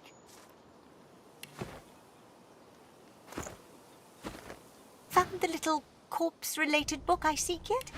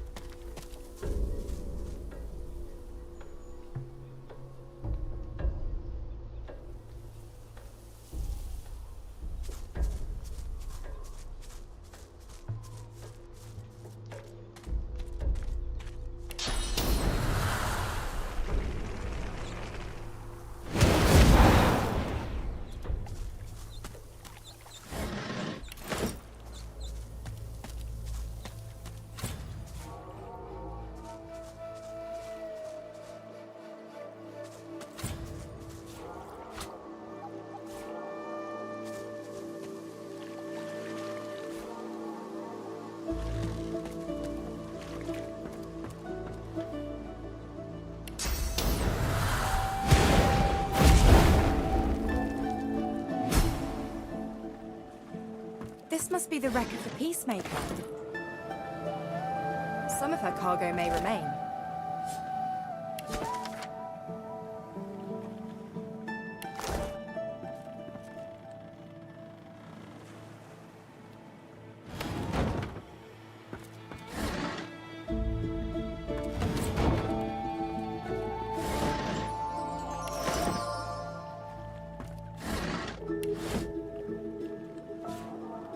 Good find.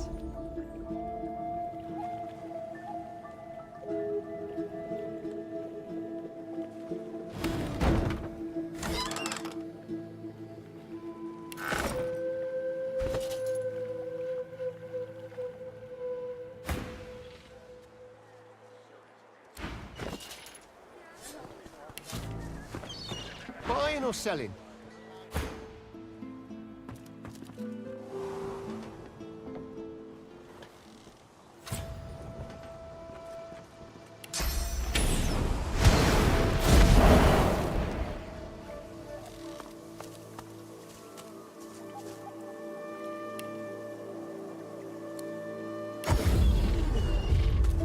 Keeping it together, Bree.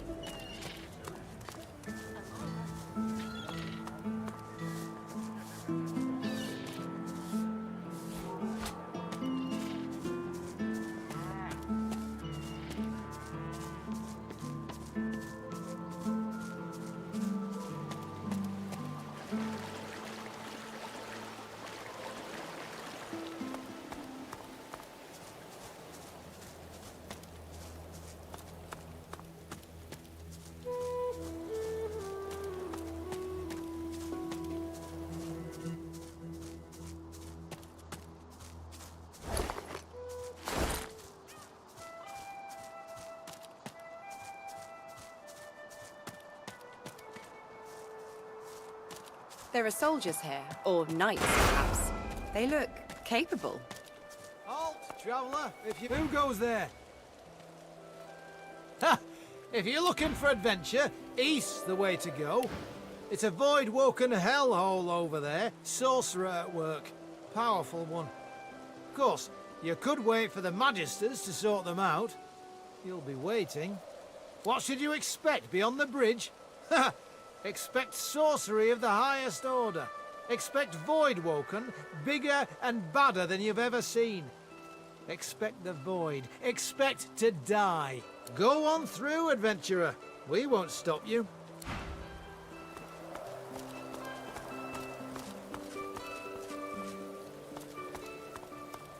I shall not weep. A senior paladin sits hunched over a tattered map. He registers your presence, sits back in his chair, taps his fingers on the map. I'll hold my tear. Who shall avenge you, darling one? Who shall avenge you, darling one?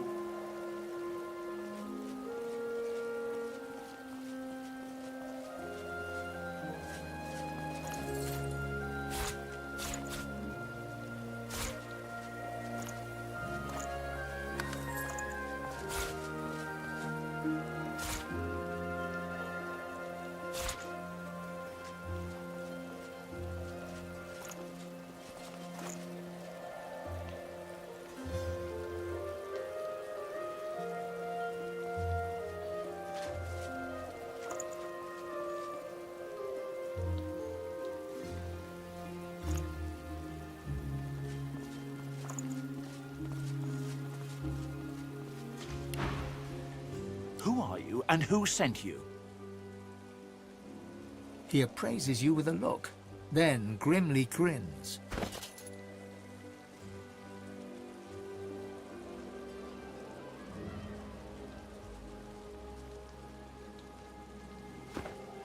I think I've heard about you. Didn't you free the Meister from the gallows in Driftwood? Then I may well have a job for you, if you're interested. He taps a finger on the map on the table. Here, in the Black Pits, are White Magisters. Their operation is shrouded in mystery, and this pricks our ears. We are gravely concerned. We believe the White Magisters may have strayed into the darkness. We suspect that Dallas herself and her master Vriedemann are the inspiration for these dark endeavors. Look under the white veil of secrecy and report back. How much do you want? I have fewer paladins to pay, so I have ready gold. But there are limits. You think very highly of yourself indeed. He opens a pouch and shows you the contents. It's certainly an unreasonable sum, but it's not as outrageous as you might like. Take it or leave it. Excellent. He offers you an item. A whistle-like device sits nestled in your hand. When you're ready, send a war owl. Be careful out there. It's a dangerous place these days. And I'd like to think I'll hear from you again. And, adventurer... He looks you in the eye. Don't get caught.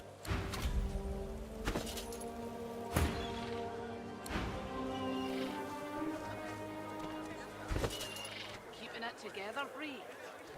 I'm all right, as long as it's not too much. You're safe among friends. Never forget.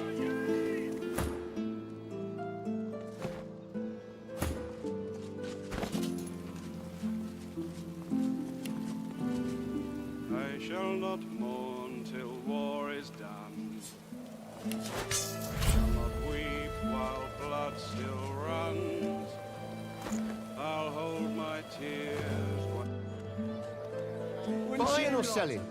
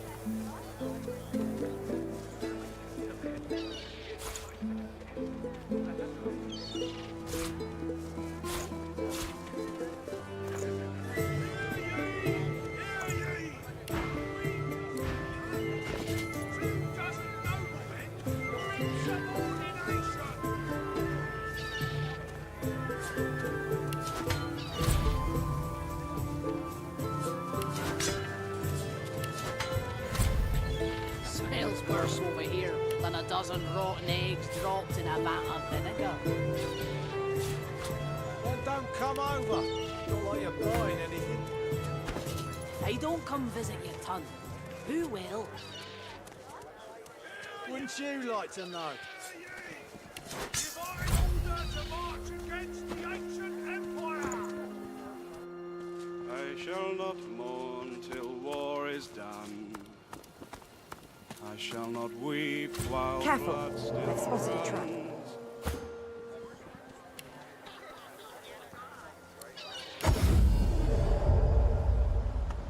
Who shall avenge you, darling one?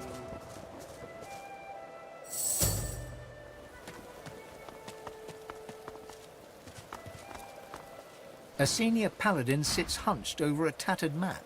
He registers your presence, sits back in his chair, taps his fingers on the map. I notice that...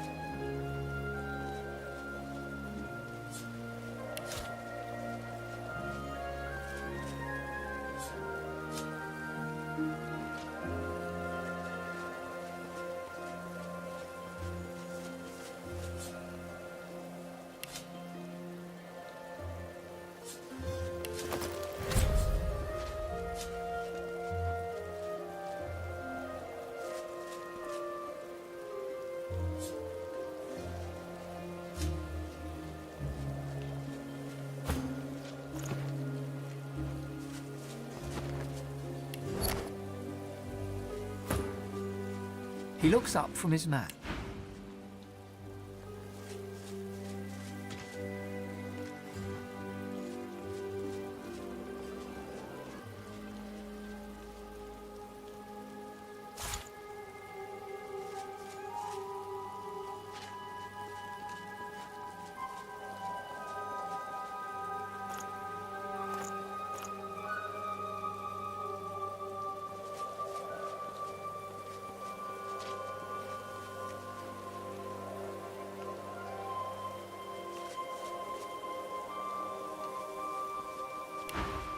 I noted.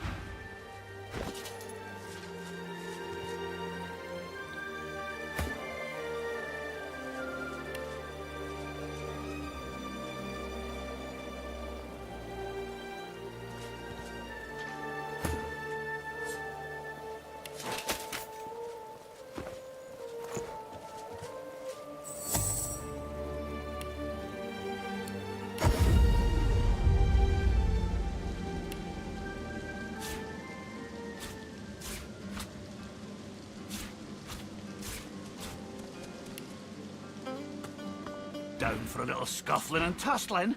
Let's see if you got some fight in ya.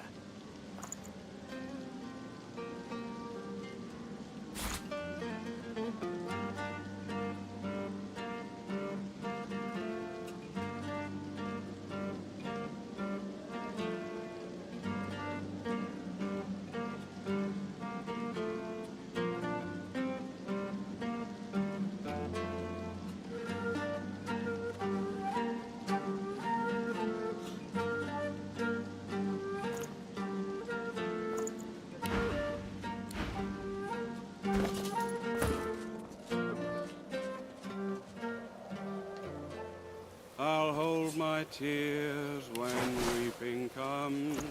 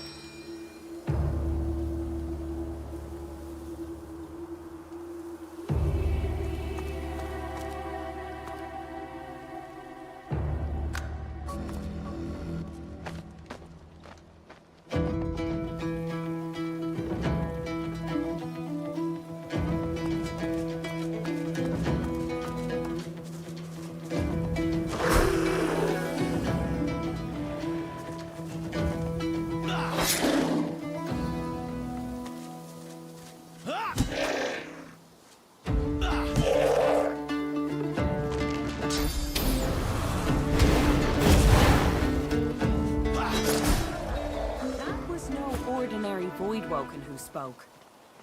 That was the one who leads them.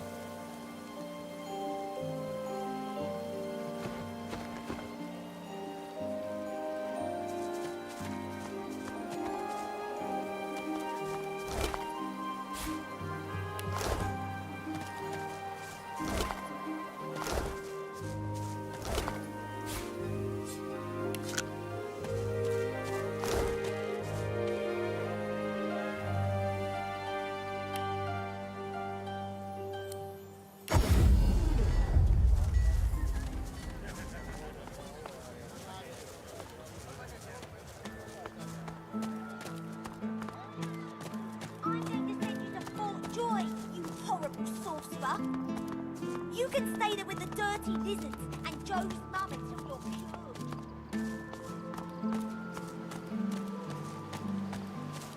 Be wary. That hound has a nose for sauce. Halt! The hound smells sauce on you. Plenty of it, by the sound of him.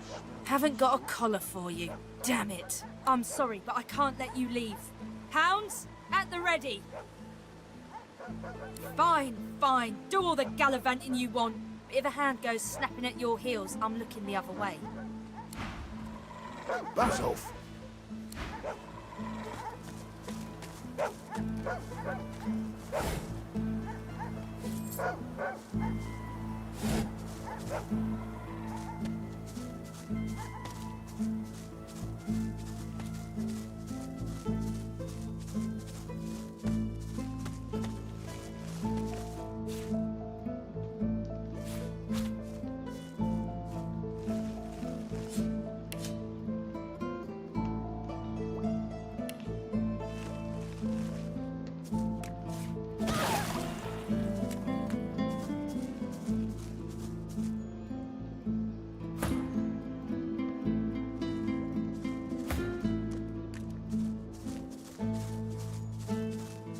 Smells like blood and death.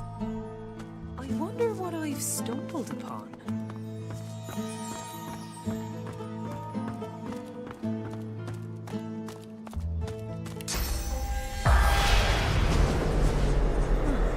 Seems someone's been digging. Puss-crusted rat! Cack-sniffing whelp! Where you hiding, Daddy's boy? Where you hiding? Voidwalken? Voidwalken did not eat of my flesh. Voidwalken did not betray me, it were him. My boy, my Garvin. I want his head in my hands. I want his head in the dirt, sticky with worms, picked to the bones by buzzards. Bring it to me, head of the dog, Garvin, Garvin! Spoiled that green milk, like a stinking egg. His hands were bigger than his head. He wanted and wanted, but didn't know enough. Never enough. He'll got the business. Same as he did me. Rat. Pig. Dog. Find him. Feel his heart. Squeeze it dry. Squeeze it dead. Bring the head. Bring the head!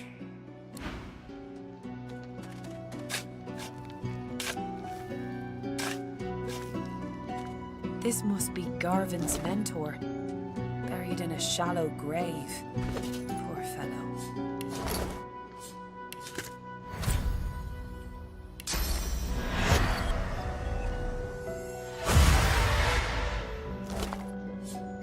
He was killed quite mercilessly by a young companion, a trader.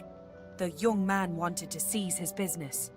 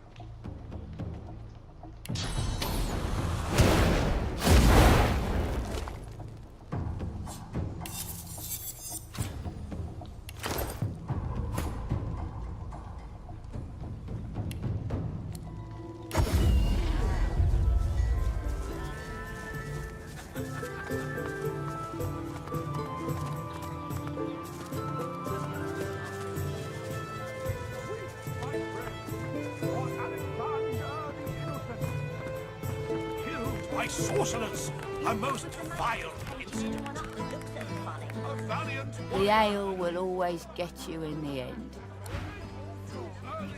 Not now. Got a kitchen and a bar to run. Bloody would be. Somebody should have taught her a little decorum.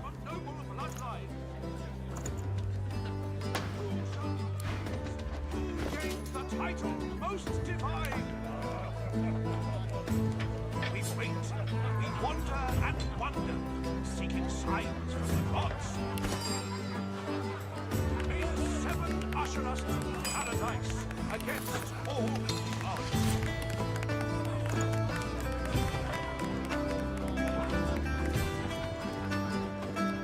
So, what's the word? Always. I haven't forgotten what I've heard about the chef's mastery of the pot and cleaver. I'm simply waiting to have it proven to me. It smells truly divine and different somehow. Perhaps a special mixture from the house? Garvin tastes the stew, then begins spooning it into his mouth. He sighs with pleasure. His eyes go wide. Oh no. Oh no. No. No. Something isn't right. I need to go. Move. The path thus ended. The conclusion. I don't feel so well. Oh, my stomach.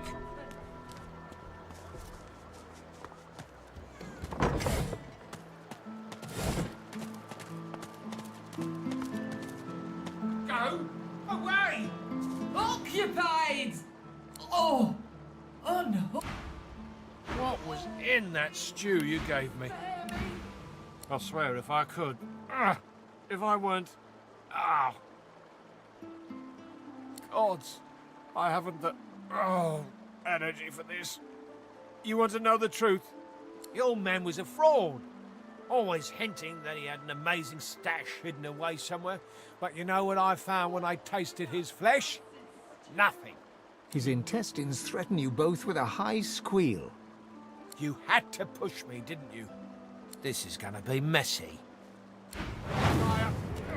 Mistake.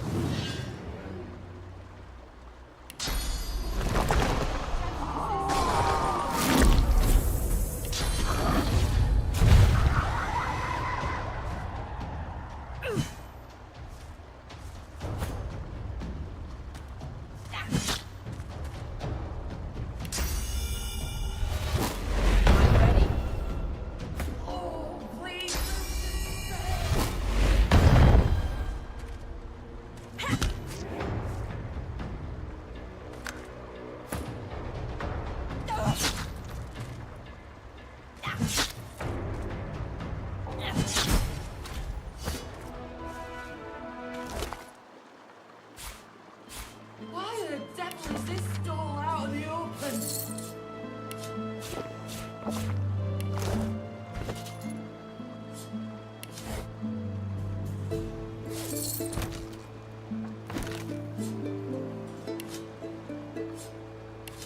What was in that blasted stew? Occupied! Oh, unholy hells! Do I sound like I'm alright? That's what I get. Bloody tainted stew! Mixed a little, fish into some of my stew. Bloody mackerel must have been tainted. Save me, Lucian! Why the devil is this stall out in the open?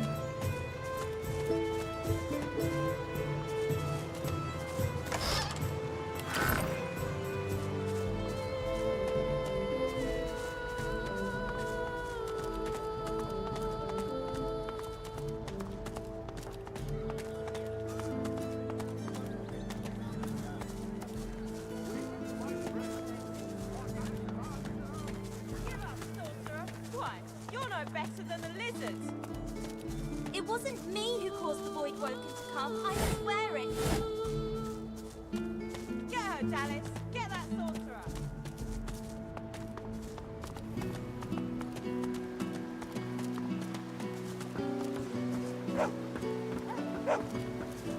Shush it, Hound. What damn? Saw your boy.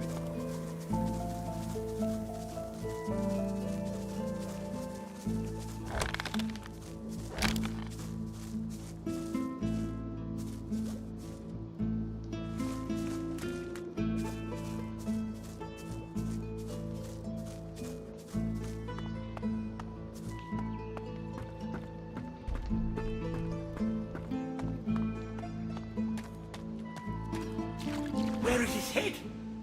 Where is his heart? Speak! Dead. Rot, take him. Buzzards use him for a latrine. His head. I want to look into his eyes. My boy is dead. My boy is dead. The snake. He takes the head in his hands and gazes into its lifeless eyes. He tenderly strokes Garvin's head, and a sad smile crosses his lips. May maggots bugger you for all time, my dear boy. But you! I have nothing left to offer you. Someone took the last of my things, my good things. I feel the pull of the hall. It's my time at last. Gods, I hope I'll meet my boy again. Maybe I'll get to look him in the eye when I take his head from him again and again and again.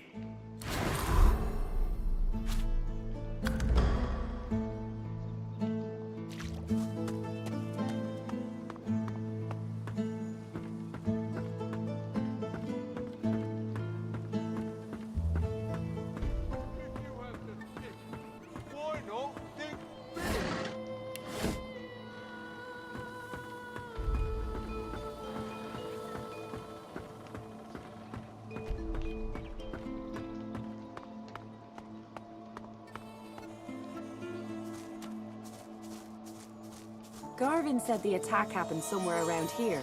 The cargo ought to be...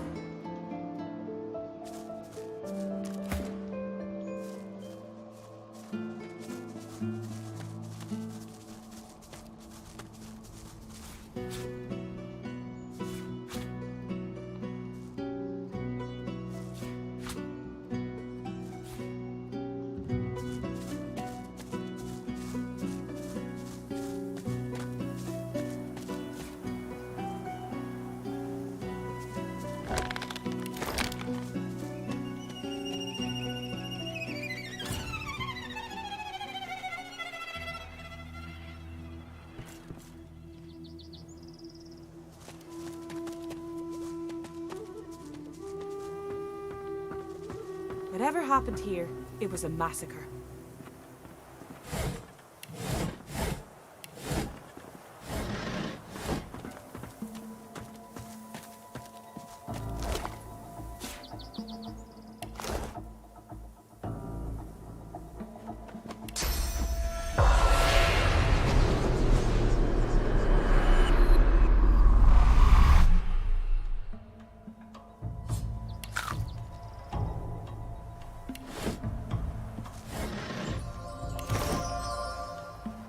Better tread softly. Keep Somebody's on in that walking, cave. bud. You got much. Hold your tongue. The face of a dwarf appears from the shadows. You notice a couple of fresh scratches on his cheek, partially hidden by a thick beard. You got a problem with simple instructions, friend. Leave. Now.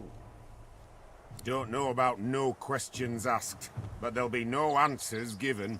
Now leave. Help? I know exactly do you think you're helping. Me mates outside are beyond help, and you're doing no one any favours by calling attention to us in here. You're on thin ice, human, and I'm very close to cracking. Now, get the hell away from me!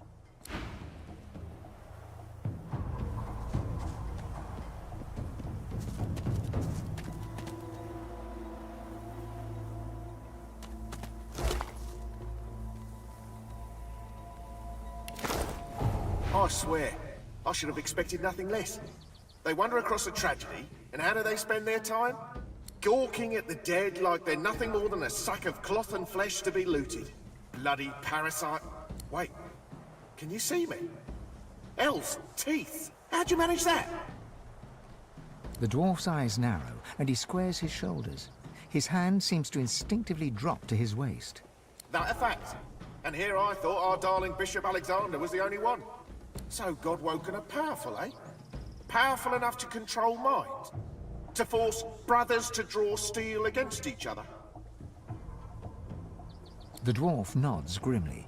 After a long moment, he swallows and starts to speak. We were doing some work round these parts. Smuggling, stealing, removing the odd witness. You know, bread and butter stuff. We were sitting here, eating, drinking, telling tales. When some of the lads, their eyes turned black as pitch. Next thing I know, my best mate's buried his dagger in my gut, and there's Voidwoken everywhere you look. Them that didn't die were carried off to the cave. Might be I was the lucky one, lying there, bleeding out. Huh, kind words. But there ain't none that'll undo what we saw. Most we can hope for now is some peace in the Hall of Echoes.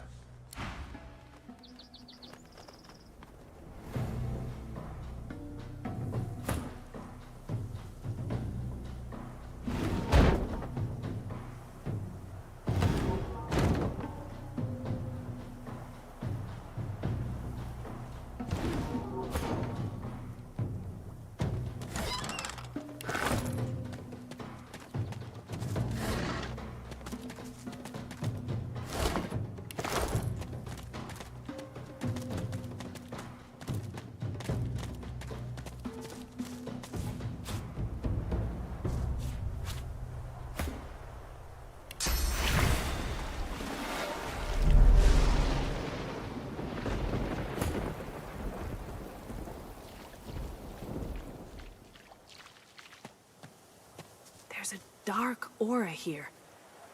Oh, I have a bad feeling about this.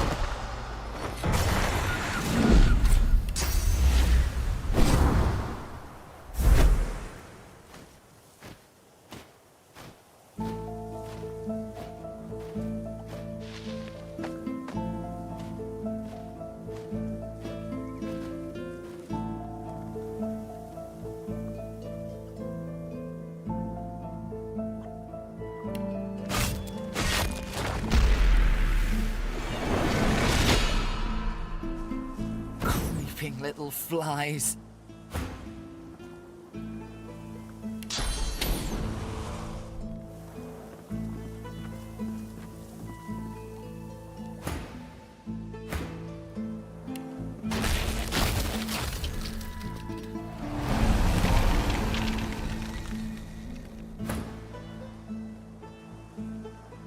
The power recoils from your attack. It clearly wasn't expecting any resistance. You can feel it trying to maintain control on the dwarves' minds, but it's slipping. The eyes of the dwarves, once a solid black, clear for a moment. They look about in confusion, in panic, and then race for the bushes. To say I told you so.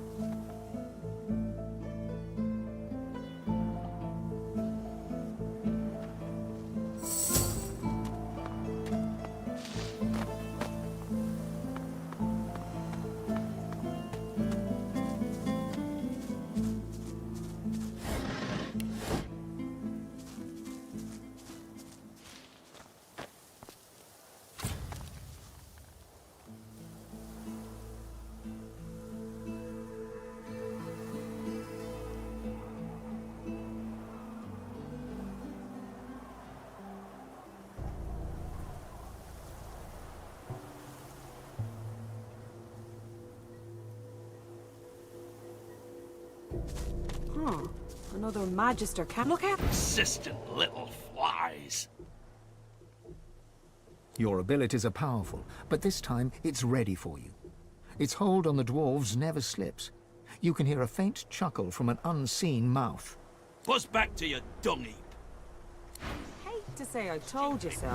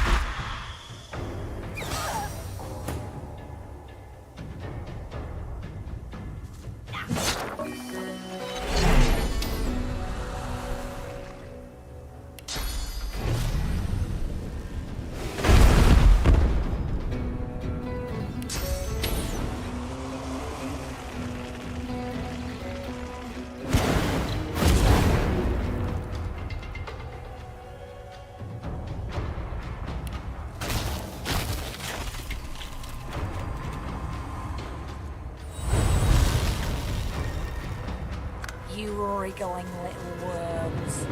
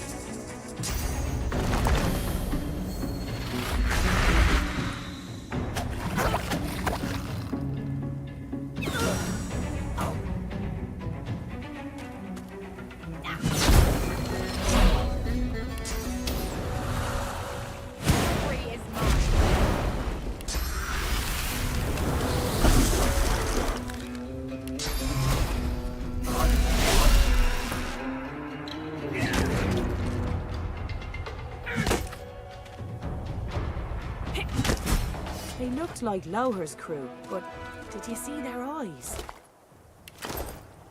Yes, black as the grave.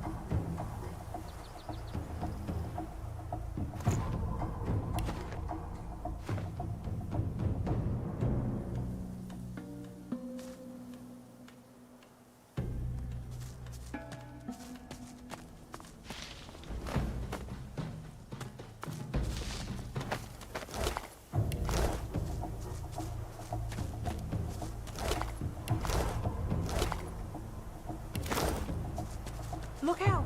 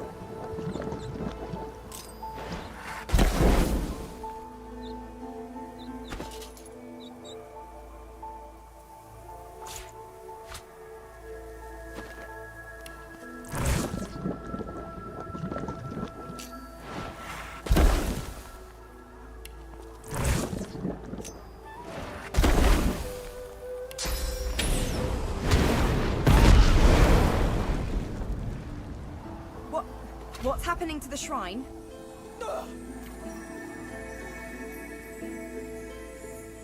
As the torches around you flicker and crack to life, you hear a low groan. It starts soft, then crescendos until your chest rattles and your head buzzes. Fracas Rex! Gods damn you to this hell in which I suffer! Gods damn these burning flames! My blood boils in on death, and you ask if it hurts. The indignity fans the flames. Just when the agony subsides, more come to the shrine and put flame to the torches. They think to honor me. Instead, they incinerate me. The curse is everlasting. Whenever I am honored, I will suffer for it. Bracca saw to that. I knew him and knew his secrets. I saw his rise and fall as woven into the tapestry of time. He branded my truth as blasphemy, and I burn for it. I live that horror. The truth invites danger. Some would sooner be swallowed by the void than tell it. Wait. You. I see it. You, too, follow a path consumed by fire. You must take my gift from among the flames. With it, you will know truth. With it, you can... Breakfast! The rumble reaches a deafening forte, then dissipates. The voice is gone. Only the whisper of the wind fills your ears.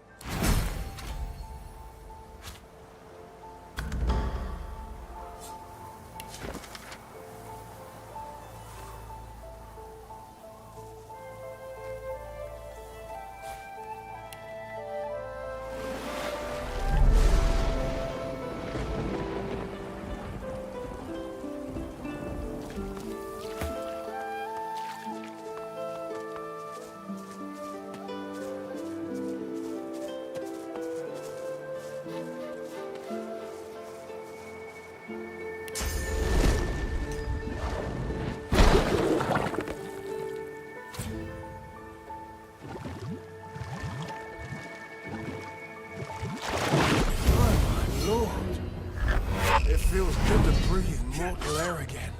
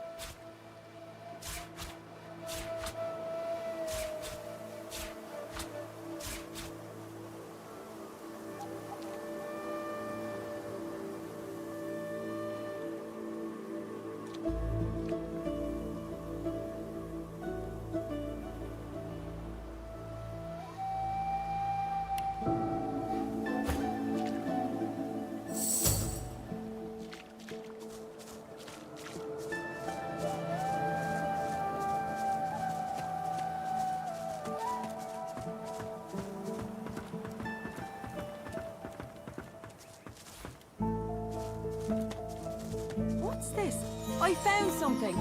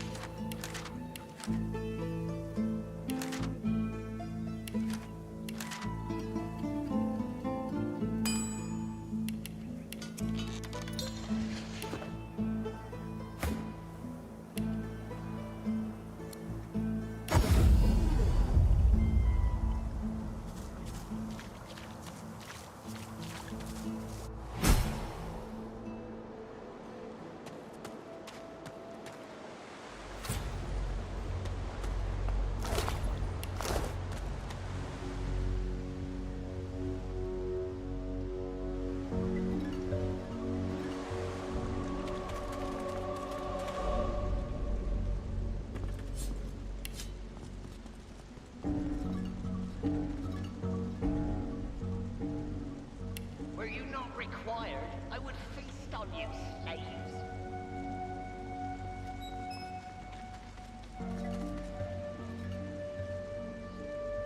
I will find a way to complete the ritual.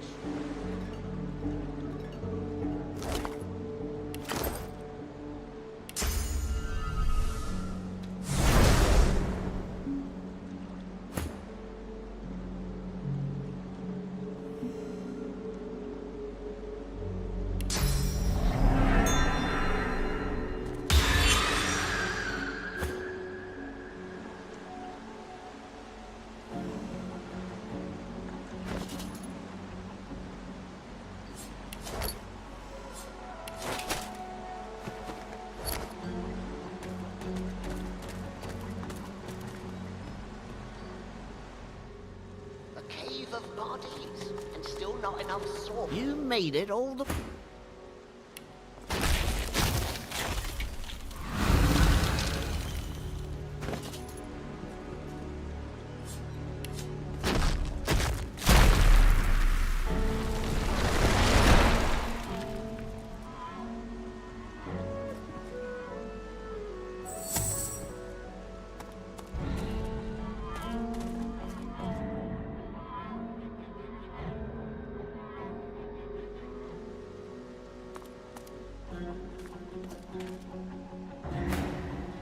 My lord had faith. He came to me when Lohar failed the queen.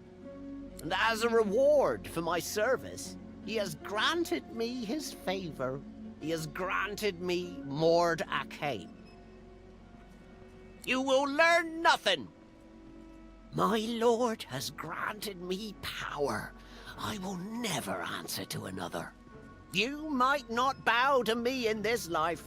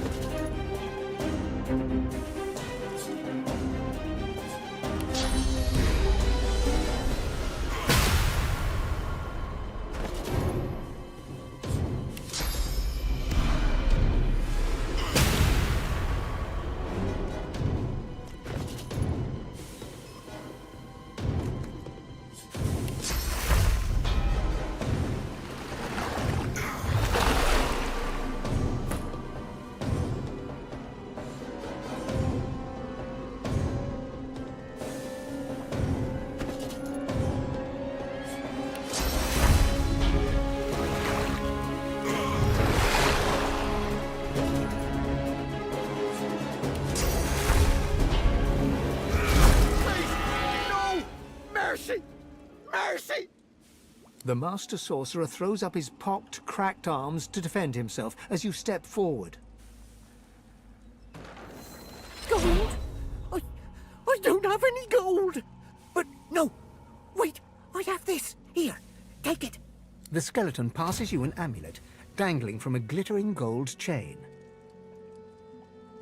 What? Source? The skeleton slowly lowers his arms, staring at you in disbelief. Of course! You're God-woken! You seek power! Ultimate power! And I worried we could not find common ground. Yes, God-woken, I can teach you. If you swear you won't banish me to the afterlife. The death of the flesh is one of the smallest deaths. I have not passed on to the Hall of Echoes, nor do I ever intend to. Please, God-woken, let me walk away, and I swear I will show you all I know. Praise be. Very well, God-woken. Listen carefully. Source and void, day and night, love and hate. One is meaningless without the other. To grow your source, to achieve your potential, you must embrace the void. The grinning skeleton reaches into the folds of his robes and pulls out a small black mass. It's covered in veins and oozing pus. Here, God-woken. Take a bite. The thick pus explodes into your mouth, coating the back of your throat. You can feel it running down your throat like rancid custard. You start to retch, your body struggling to reject this intruder. But your teeth clamp down hard on the fibrous, gritty flesh as you force yourself to chew and swallow. Deep within you, you feel something change. Your soul opens up, and you feel it swell as new channels for source start to flow through you. You swallow all you can, and despite the meat in your stomach, you feel a new space inside you, a potential waiting to be filled. There, I held up my end of the bargain. I did as you asked. And now I'm getting as far from this cave as my bones will take me. Mordus looks at you in alarm. God's graves, please be quick. He wanted the Death Folk destroyed. Once he knew his rats had found it in the Peacemaker's wreck, he wanted it destroyed.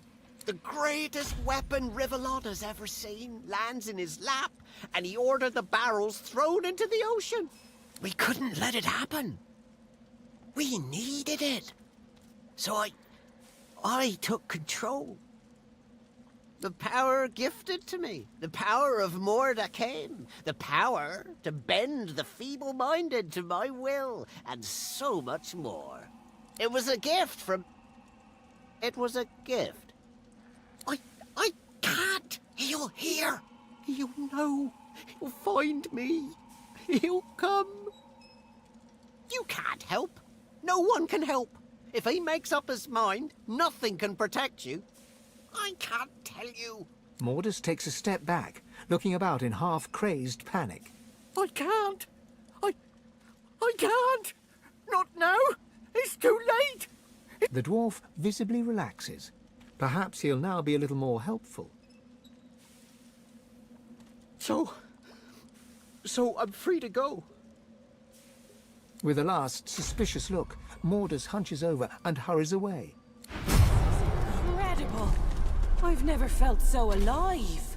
You feel newfound powers of the source course wildly through your body. Deep inside your soul, your god calls for you. It would be wise to meet with your god again by performing the Meister's ritual here.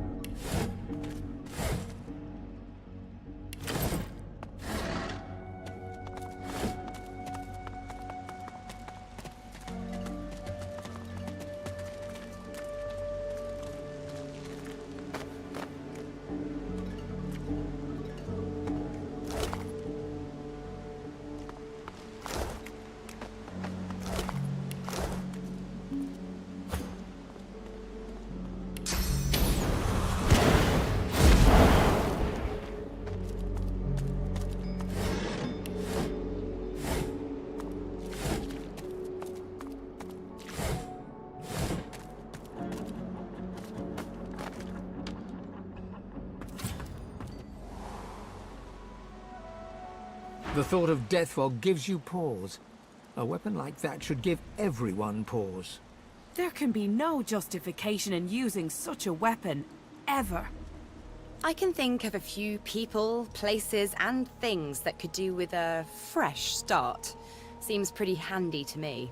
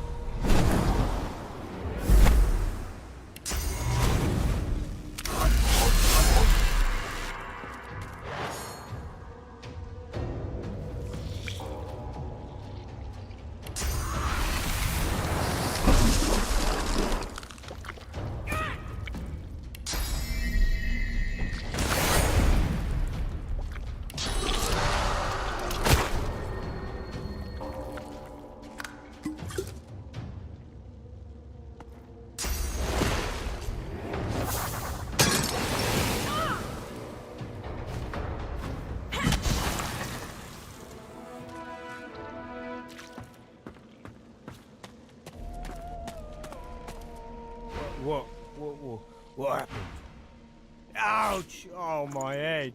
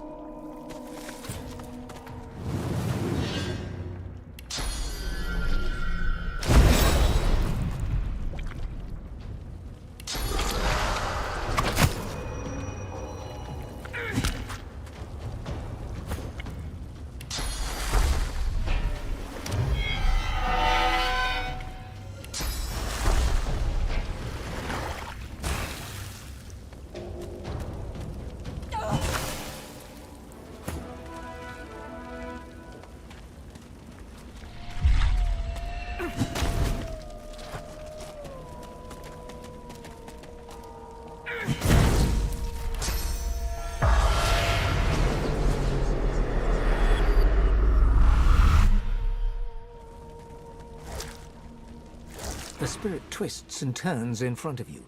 It looks lost. It looks scared. It looks desperate. As your hand passes through the ghost, you feel its fear flow into you. You feel its confusion. You feel hands on the hard stone. Ripped skin where the monster grabbed you. You're surrounded by darkness. You start to slowly creep forward. Your hand touches the floor. It's slick with something. There's liquid on the ground. It's wet. It's warm. Oh gods, you pray it's not blood.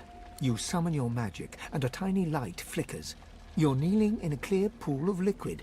It isn't blood. You look up into dozens of eyes glittering in the dark. A long drip of saliva falls from the shadows. It isn't blood. You're flung from the vision, screaming ringing in your ears. Back in your own body, you double over, trying not to retch.